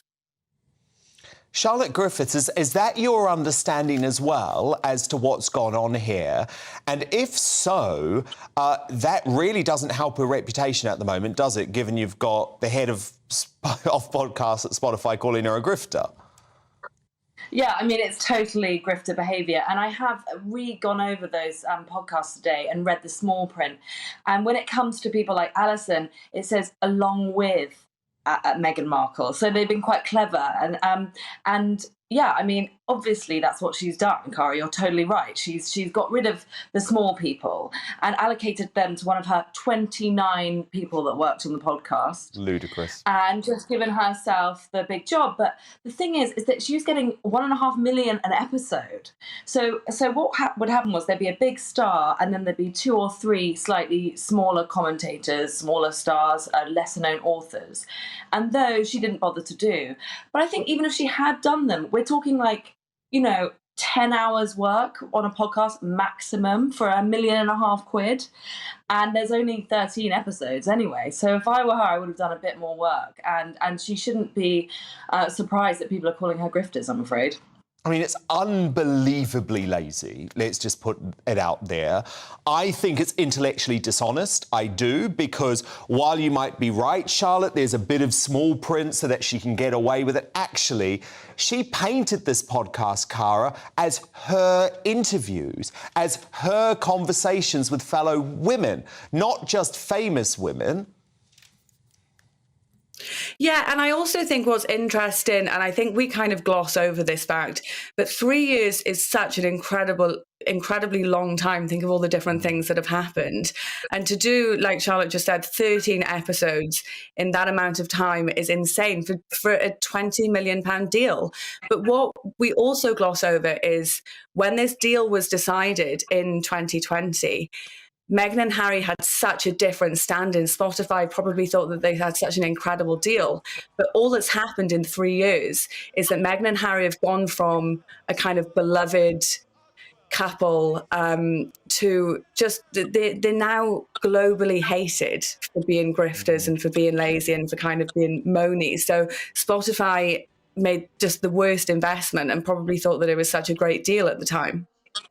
Well, indeed. And Charlotte Griffiths, look, the whole thing is collapsing. I revealed here on the show last night, my Hollywood sources telling me that Netflix are now looking to get out of their deal as soon as they can do so. So they've basically ruined the relationship with the biggest audio company in the world, the biggest streaming giant in the world, where actually, if they wanted to do good, they could have taken their message out to the masses. I mean, this feels like just a total collapse. Yeah, and it's honestly, it is through lack of hard work, because fine, they didn't do the whole charitable thing, that's questionable. If they were gonna go hell for leather and do the Netflix, Spotify thing, why didn't they do it? Why didn't they put loads of time and effort in? The guy that called Harry a grifter sort of also implied in an anecdote we're yet to hear that Harry's ideas for Spotify were pretty rubbish. So I just have this impression of him and of doing a sort of back of a fag packet kind of ideas, and they really should have put more effort in and made these things work, because we're all just going to call them grifters. They take these huge money deals and they're going to have to give some of that money back by the sounds of things, because well, indeed, none of the Netflix stuff has worked. They're one-trick ponies as well.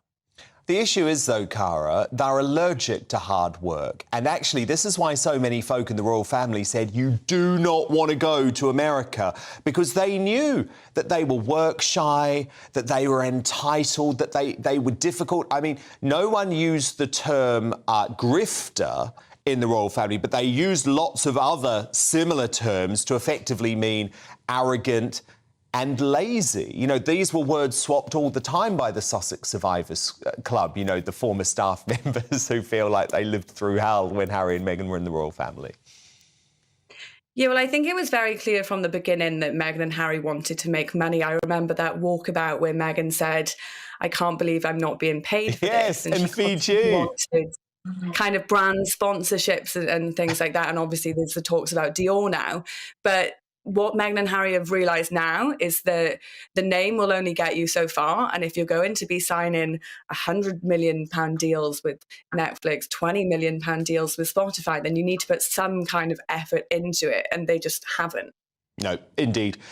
Fascinating stuff. Cara Kennedy and Charlotte Griffiths investigating the fakery in Meghan Markle's one podcast series for Spotify. Thank you both so much.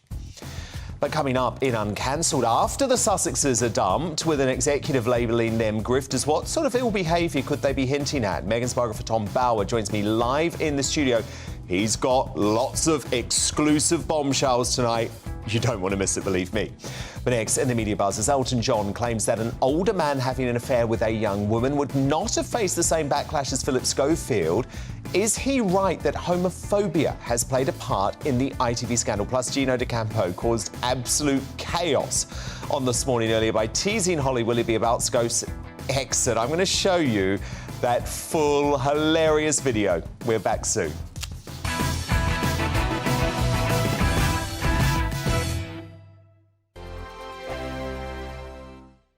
I joined GB News because I was sick and tired of not hearing my views being represented, not just mine, but so many people that I knew and spoke to. I just couldn't get my voice out there. I couldn't say anything. I couldn't do anything. Whatever the narrative was, I kind of had to follow it. GB News is there to provide a voice for those who have been ignored by the establishment media. We think different things. We've got a different style. GB News is here to be optimistic and positive about the future. It's real kind of dynamic and flowing, with the audience very much at the heart of it, like a big family. Here at GB News, we talk about the things that matter to you. Hearing the voices from right across our towns and cities, especially our towns. All sides of the argument represented with a heavy dose of opinion. We're on a mission here to make a difference. And the GB News family really is here for you, and whatever time of day you can watch or listen.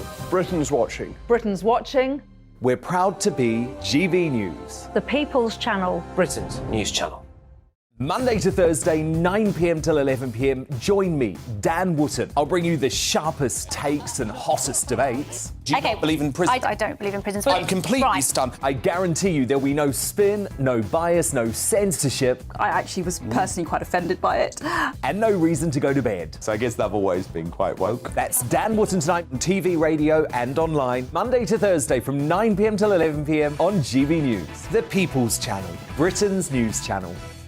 You've probably seen politicians interviewed 1,000 times, but we do it differently. We find out who they really are, we don't shout, we chat, and hopefully we bring a bit of light, not just heat. Did you know Kate Moss? Apparently. Do you have a pair of jeans or a pair of jeans? No, of course I don't. What would I do with them? My friends are like, oh my God, what's she doing now? Join me every Sunday at 6 for Gloria Meets, only on GB News, the People's Channel, Britain's news channel. Weeknights on GB News from 6 p.m. You'll always get drama. Please stop, Michelle. I know, yeah. Please stop. Should I just shut up? Romance. You like me, I like you. There you go. There you are. Well, don't tell anybody. Adventure. Etc. That's the whole point. But And action. Sergeant Rebecca Reed, my superstar panel, they're already at it. They're fighting. It's going to be quite a show. Only on GB News. Britain's watching. In a world of dull and predictable radio and TV shows. Oh, hi. On Mark Dolan tonight, we've got big guests. We drill into the big stories of the day. The show adds up to a brilliant listening and viewing experience. Mark Dolan Tonight is the most entertaining current affairs show ever, and that's a fact. That's Mark Dolan Tonight, Fridays from 8, Saturday and Sunday from 9. Only on GB News, the People's Channel, Britain's news channel.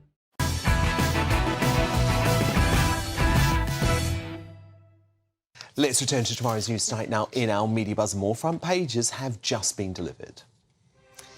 24 hours to save them is the headline in the Daily Mail as the search for submarine explorers continues.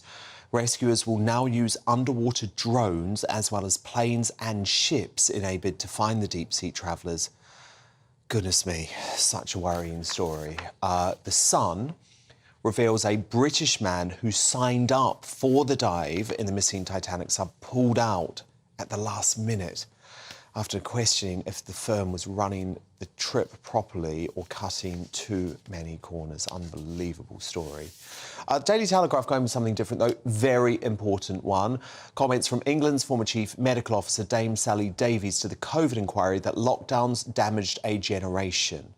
Meanwhile, the school involved in the Cat ID row is facing a government investigation. Education Secretary Gillian Keegan ordered the probe to assess whether pupils at Rye College in East Sussex are at risk. More on the Media Buzz now with tonight's superstar panel, top Daily Mail columnist Amanda Platel, the Reverend Calvin Robinson and best-selling author Rebecca Reed.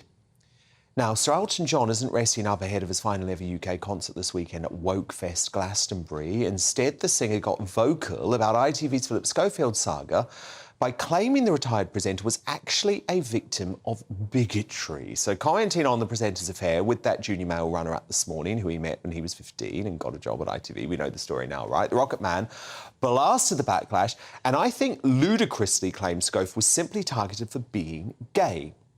He told the Radio Times, "I feel that the Philip Schofield thing has been totally homophobic. If it was a straight guy in a fling with a young woman, it wouldn't even make the papers."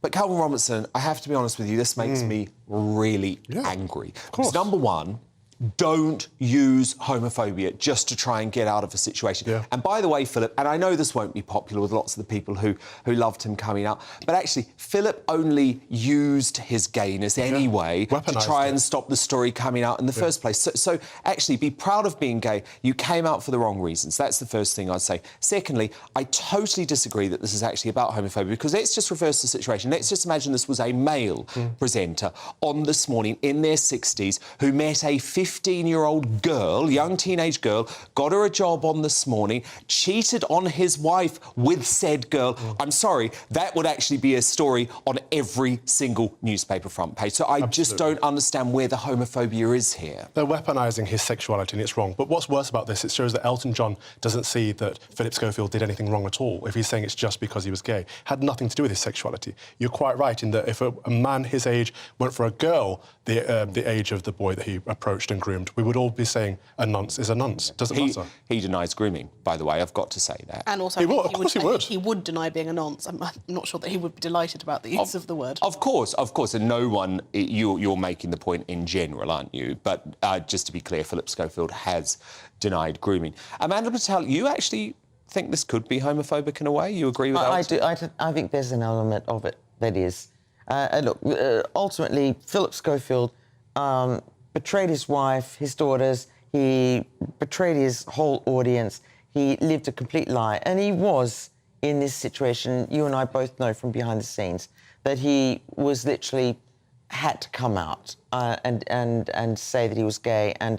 But I do think there's just an extra layer to this that does feel to me like it's kind of a lot of gay bashing on Twitter, a lot of gay bashing on social media. Yeah, it makes me feel uncomfortable. See, I think that had it been a girl, the only way in which it would be different is that her motives would have been questioned more. And if you look at the Me Too movement, whenever women came forward with allegations, their character was attacked very robustly. And that didn't seem to happen rightly, correctly, to this young man in question specifically. But hasn't person X's motives been questioned numerous times? I mean, I was quite taken back by the chief executive of ITV, Carolyn McCall, constantly talking about during the Select Committee hearing about how ambitious this young And I think that was a dog whistle, but I'm not sure it was as... I mean, some of this is also that Me Too was 2017, so we have moved on in how we have these conversations. But I see that women are always assessed, and I think if it had been a woman, the only difference would be it might have even been a bigger story. I think her identity would have been blown up more, and I think it would have been she's ruthless, she's ambitious, she's desperate, she seduced him, because that's always the narrative when women see with older men. The thing that just annoys me about the story, right, I think lots of people have just missed the point altogether. It's the cover-up. It's the cover-up. No, it's not.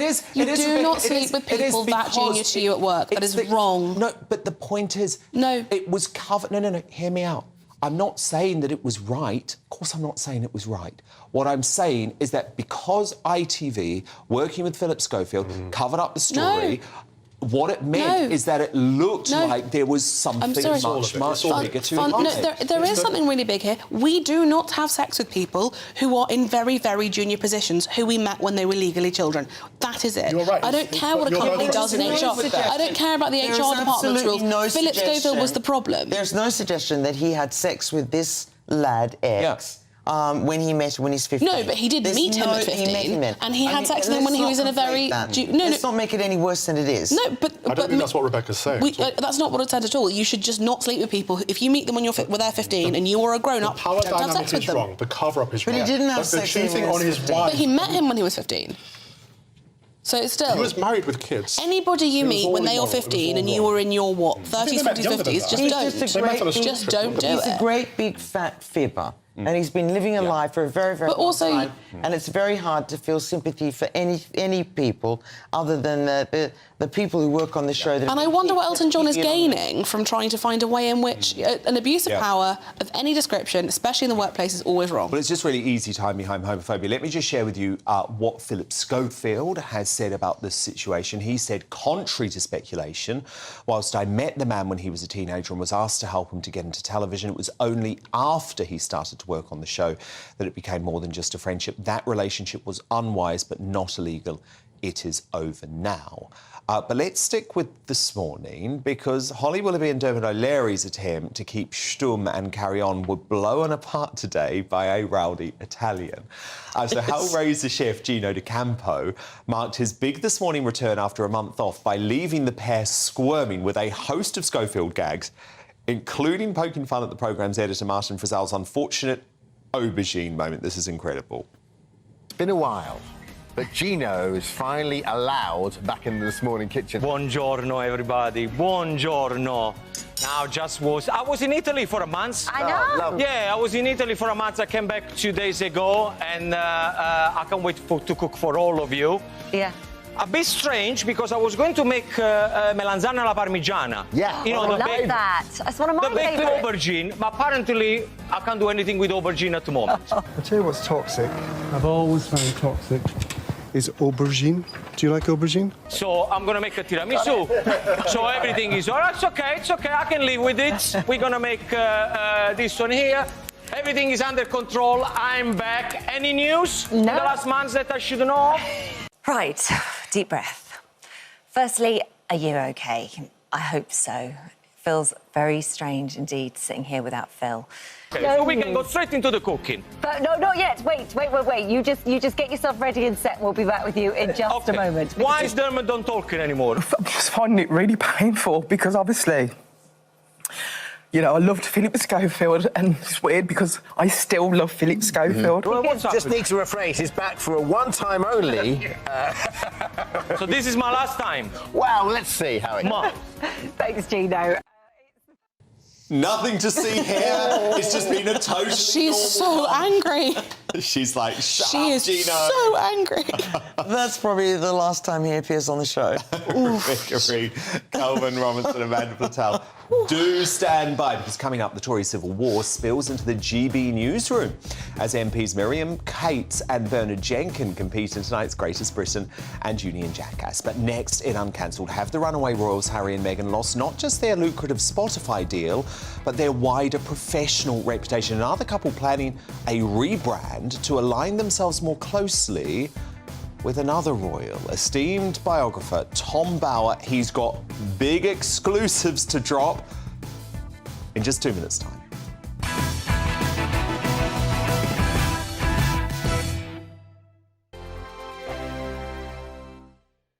First and foremost, I'm a GB News fan, and I was before I was working here. Just love the fact that we're asking the questions that a lot of establishment media won't ask. With a bit of a twist, we not only want to inform you, but we want to keep you entertained. It's worth the drive because you get in and the team's all ready and waiting, they're itching to go, and it's a proper little family. GB News is the People's Channel. It's the audience that makes the programme sing. We're giving our viewers and our listeners a voice. I see the thousands of your letters, tweets, emails, you name it, coming in. Britain is broken.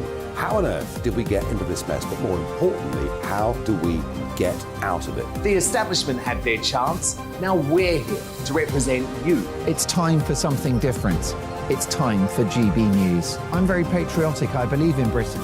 Our best days lie ahead. Britain's watching. Britain's watching. Join us here on GB News. The People's Channel. Britain's news channel. Nightmare commute. Kick it up a gear with me, Patrick Christie's, at drive time, 3 till 6 p.m, Monday to Friday on GB News Radio. You can listen online and on DAB+, on the smart speaker app, and on the GB News app. And if you've got an Alexa, all you have to say is, Alexa, play GB News. We're also on TuneIn and the Radio Player apps. From the school run to rush hour, get revved up with me, Patrick Christie's, on GB News and GB News Radio. Westminster is going around in ever-decreasing circles, followed by the media. Britain is broken. How on earth did we get into this mess? But more importantly, how do we get out of it? Join me at 7 p.m, Mondays to Thursdays on Farage, here on GB News. We will have open, rational debate. We've got to work out how Britain moves forward from this. Join us here on GB News, the People's Channel. Britain is watching.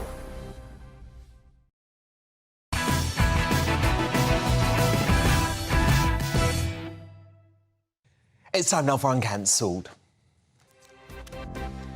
And this is where Britain's top commentators speak out on controversial issues without the fear of the cancel culture sweeping the rest of the media. And it's been the week from hell for Harry and Meghan as their true colours were exposed in a series of damning public attacks. Overnight, transatlantic TV star Kelly Osbourne let rip at the Ginger Whinger with this savage assessment. He's a whining, whinging, complaining, woe is me, I'm the only one that's ever had mental problems. Like, my life was so hard. Everybody's life is hard. Yeah, you were true. the prince of That's a true. goddamn country who dressed up as a Nazi, and now you're trying to come back as the Pope? Suck it. That came off the back of this stinging rebuke from Spotify executive Bill Simmons just hours after the firm pulled the Sussexes' £15 million Flopcast deal. Wish I'd been involved in the Meghan and Harry leave Spotify negotiation. The f***ing grifters. That's the podcast we should have launched with them. So, Tom Bauer, look, it's great to have you here, by the way, Meghan's biographer. It's a uniquely American word, isn't it, grifter, which means small-scale swindlers. Do you think Bill Simmons used that word purposefully? Oh, absolutely. I think the timing was on purpose too, because the Dior deal, which we'll talk about in a minute, that was gossip around LA for weeks. So I think he saw a moment to sabotage it. But the grifter's story is fascinating because, coincidentally, I heard the reason why he called them the grifters, and that is because they're scroungers, the Sussexes. And I heard this particular story, which is extraordinary, which is that Harry and Meghan were invited to this sun-kissed place by the beach. And they were staying for a couple of days, had arrived with the host's private jet, as usual. and wanted to leave. And then they heard that someone else who was there was quite an interesting person and also had a beautiful house by a beach. And Meghan went up to her and said, "Is there any, let us talk, let us become friends." The following day, after they were taken back home on their private jet, or the host's private jet, Harry called this particular woman and said, "Is there a chance that we could borrow your house? Meghan wonders whether we could have it." And the woman was a bit puzzled by this, but said in the end, OK. A following day, Harry calls and says, Meghan also says, "Can we get there in your private jet?" Oh, my God. And that is exactly what the grift is all about. It's about scrounging. It's about Harry and Meghan constantly looking for freebies, whether it's jets, it's houses, meals, whatever. And that is, in the end, what drove Spotify and also Netflix mad. Because presumably Spotify were paying a lot of money for all of their staff, for all of their demands, but they weren't actually receiving the content in return. And not only not receiving the content, but constantly demands for expenses because they wanted to live for nothing. Which brings us on to where the Sussex is up to all this year. And we've said many times over the past few weeks, Dan, that Meghan's silence is really odd. She's building up to something big. And there's no doubt that in LA, over the last few weeks, there's been this gossip about the Dior story, which the Mail on Sunday broke big time this weekend. Now, what's really interesting here, of course, Bill Simmons, not coincidentally, is saying they're grifters, but what's really interesting in the rebranding of the Sussexes is, what I also heard very recently is, that Meghan decided that her real object in life was to be Diana. That has always been her passion. That has also been Harry's passion. And Meghan went to the extent of suggesting that they should drop the name Windsor and take the surname Spencer. So she'd be Meghan Spencer, the new Diana. And I think this is a plan that they have actively discussed? They've actively discussed it, not only by themselves, but with others too. This isn't something that's plucked only in their minds. They were actively trying to recast themselves as Diana and Meghan Spencer. And that is... So he would go from Harry Windsor to Harry Spencer too, his mother's name. But that would be a devastating blow it was, but that is his father. Absolutely, it's all about the break-off. And they also have given up the Sussex title because you've got the new incarnation of Diana, which I think it all makes sense if you look at the extraordinary photographs of Meghan this weekend. Very thin, very, very thin, getting ready for the Dior modelling. You know, the new Sharon Stone or Cara Delevingne. I mean, the image was important, and it's all now sabotaged. Everything is broken up. And that's a great blow to them because they're looking for something new and now they're going to have to look for something again. So potentially changing their name, I mean, that's a seismic thing to do. They'll be aware of that. Presumably, Tom, the suggestion there is they acknowledge that this has been a disaster so far in Hollywood. It hasn't worked out as they hoped. Absolutely, and that was, I think, what we hadn't realised until now, and that's why Dior, it's just a way out of it now. I say we never negotiated. She was looking for a whole new world. Let's just clarify, Dior, once the grifter comment came out and once the story ran in the Mail on Sunday, Dior have seen the backlash and quickly said, no. We never were talking about it, and they certainly were. But the whole point is for the Sussexes, as they still are, and they're not yet the Spencers, this is a major blow. Now what is he going to do to earn money? What's she going to do? And it would have been wonderful to have been the face of Dior. That's a huge money spinner. And so they are really, at the end of it, they've sabotaged themselves. They shot themselves in the foot by being so controversial. And I think that is what people like Dior and other corporations fear. They don't want to be associated with that sort of controversy. So what the Sussexes is a tainted brand? A tainted brand, even a damaged brand, and now a brand which is looking for survival. And so it's going to be really fascinating to see where they get people to spend this sort of money on them again. And they need a lot. They need at least $3 to $4 million a year just to pay their overheads. Because you've obviously got the house, there's a big mortgage on that house, but it's the costs, isn't it, of running that sort of estate, not to mention, by the way, the legal battles that Harry insists on pursuing. And at great cost, right? And he's got no concept of money. He's never had to worry about money in his life. He'll now have to start worrying about money. She has worried about money all her life, which has been her driving force. And she suddenly finds herself with the possibility of not having this huge income. And that really does worry her. And I think that does put real pressure on them and their relationship. But Tom, I mean, look, fascinating revelations, and there's clearly so much going on behind the scenes. But when you look at all of this, though, on a sort of macro level, I guess, why did they not just do the work? Why did they not just make the podcast episodes? I mean, are they really that lazy and entitled? Because basically Spotify and Netflix delivered them an opportunity of a lifetime. Did they not realise what they had handed to them on a platter? Well, Harry has never had to do any work, really. He's only taken orders in the army, and that was the end of his life. He's never done anything. Meghan really has never had the discipline other than as an actress in Suits, and then everything was done for her. She came, read her lines perfectly, and went away. Spotify was actually expecting them to produce the goods, and that requires a lot of imagination, hard work, but also inspiration and talent. And that's one thing which Harry severely lacking, isn't it? And Meghan hasn't either. Meghan is a one-trick pony. It was just Suits. Well, what's so sad, isn't it? They've realised, and it's a crushing realisation, I guess, because they don't want to do it anymore, at least they claim they don't. The only thing anyone's interested in commercially is them slagging off their own family, and that just brings you so much terrible karma.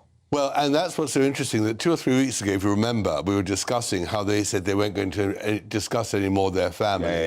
And now we know why. It was because Dior, or whoever, was saying, you can't be controversial anymore. Oh, I see. And that was why they decided they had to be silent. And now that's all up again in the air. Because, of course, there are a lot of consumers for these luxury brands who are totally disgusted with the way that they have turned not just on their own family, but also the royal institution. I think so. That's what's so puzzling. I could not understand why would Dior want to be associated with such a tainted person as Meghan. She presents controversy. The one thing Dior is not, with all their different faces over the years, is controversial. So it was... People talk about attitude and things like that, but I couldn't see that. I couldn't see how Meghan could be an influencer other than for a small minority. But for them now, the pressure is on. They are now in the firing line, and that is what's so interesting. Meghan and Harry have now got to really find a new brand, a new role, a new life, and it's not going to be easy for them. Fascinating reporting, as ever, from the best royal biographer in the business, Tom Bowell. Absolute pleasure to have you. We'll speak next week. Thank you so much. But it's time now to reveal tonight's greatest Britain and Union jackass. Straight to Amanda Platel on our superstar panel. Amanda, who's your nomination for tonight's greatest Britain? You've humiliated me, Dan. I chose my greatest Britain this afternoon, and it was Ben Stokes, the captain of England, because they looked as though they were going to win the Ashes. And haven't we just lost now? And then by the time I left to come here, they damn well lost, so I do not want to name him. OK? I don't want to name him. OK, she's reversing her nomination. I'm a reverse bombshell. Ben Stokes, OK, well, I can guarantee you he's not. He didn't try hard enough. I can guarantee you that. Calvin Robinson, your nominee. Miriam Cates MP, for being one of the few MPs to stand up against the woke madness in schools. And she was brilliant on Jacob Rees-Mogg's show, actually, earlier tonight. Rebecca Reid, your nominee. Penny Mordaunt, for saying that we owe a debt of gratitude to the Privileged Committee and recognising all the hard work that they did. Shame. Well, I only have one choice here. Your old colleague, Amanda Platel, your old colleague, Penny Mordaunt, your old mate. But look, I'm going to go with Miriam Cates, of course. Sound. Out of those nominees. Amanda Platel, what about your Union jackass? You've got to nominate someone for that. OK, I've got no hesitation here. OK. It is Bernard Jenkins, who's the person, the Tory who, Sir, whatever his title is. We used to have a cardboard cutout of him in central office when I worked for Hague. More imaginative than he really is. Anyway, he was the one who tipped the Privileges Committee against Boris Johnson. And shame on you, Bernard Jenkins, when you actually were at a party yourself during lockdown. Yes, which now, apparently, the police might be investigating. Yeah. Chris. Calvin Robinson, your nominee. Judge Sophie Buckley, This is the judge who ruled that parents cannot have permission to see what is being taught in their children's sex education classes due to commercial sensitivities. It's outrageous. And Rebecca Reed, who's your union jackass? Andrew Tate, who has been arrested and charged, as is his brother Tristan, couldn't have happened to two nicer men. And I look forward to a robust and totally fair trial, which will hopefully end in him going to prison for a long time. I gave mine to Rebecca, actually. You can't give it to someone else. No, Calvin also hates it. If Calvin and I both hate someone, we are right. Well, that is not true. Look. I'm sorry, that just doesn't work like that. And you've only been back for 1 week. That isn't how the format we'll have works. John Sargent back next week. I'll give you that. Number two, I will just point out, even though this is at a Romanian court, so the same rules don't apply here, I hope you both agree innocent until proven guilty. Innocent until proven guilty. And at this point, and people will take this as me defending Andrew Tate. I'm not. I'm presenting both sides of the argument. And Andrew Tate is very clear that he believes now that this is in front of a judge, he will be cleared. So, you know, let's wait and see. Well, let's hope he's not back on the programme. So who wins, Dan? Oh, who wins? Yeah, OK, excuse me. OK, it's you, Amanda. Come on, I've got to go with you for this. It's Sir Bernard Jenkins, because you know what? He led a Partygate witch hunt, which was ridiculous, a waste of everyone's time. He presented himself as being totally holier than thou when he did exactly the same thing. And actually, shouldn't we just be now looking at the lockdown rules themselves? But Amanda Patel, Calvin Robinson, great to have you back. Rebecca Reed, thank you so much, my superstar panel. I'm back again tomorrow night from 9 p.m. with Lee Anderson, Jim Davidson and Sharon Davies. Next up, though, it's Headliners. Good night.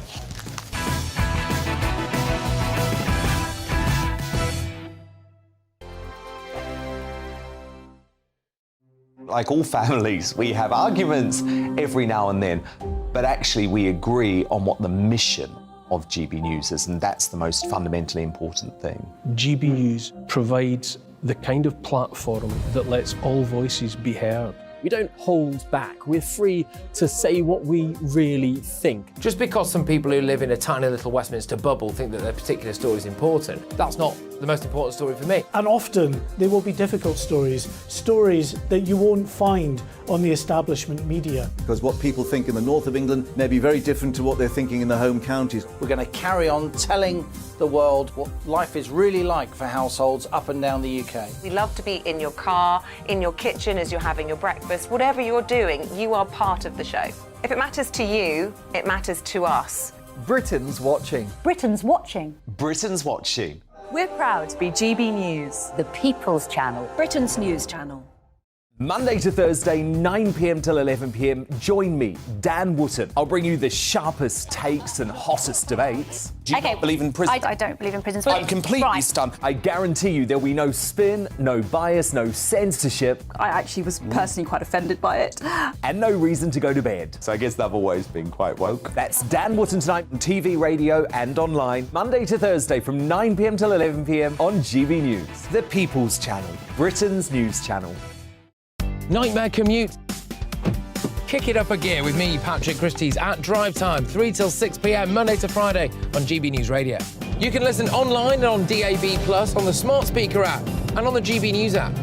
And if you've got an Alexa, all you have to say is, Alexa, play GB News. We're also on TuneIn and the Radio Player apps. From the school run to rush hour, get revved up with me, Patrick Christys, on GB News and GB News Radio.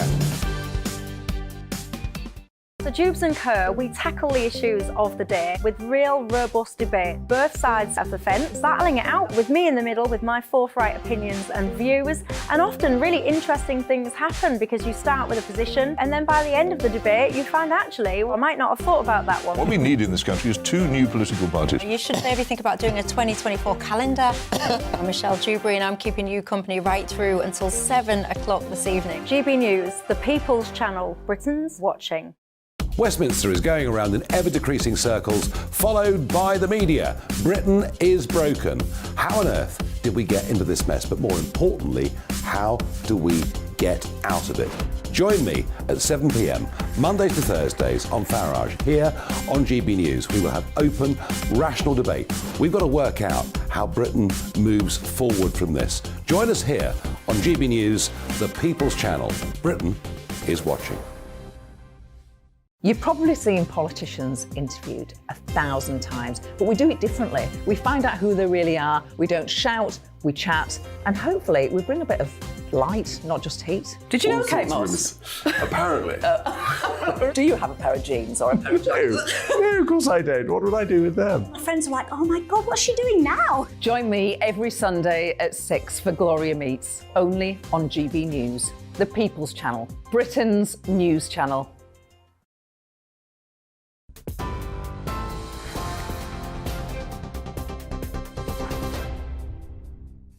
And the main news tonight, 5 people inside a missing submersible which was on its way to view the wreckage of the Titanic have around 40 hours of oxygen left. It's being reported that specialist equipment here in the UK with the capability to help locate the vessel has been turned down by the US authorities despite being cleared by the MOD. Well, the family of British billionaire and explorer Hamish Harding, who's on board, say they have great faith and trust in the rescue teams working round the clock in the North Atlantic. And tonight, King Charles has asked to be kept informed on the search, as Shahzada Dawood, a long-time supporter of the Prince's Trust, along with his son Suleiman, are also in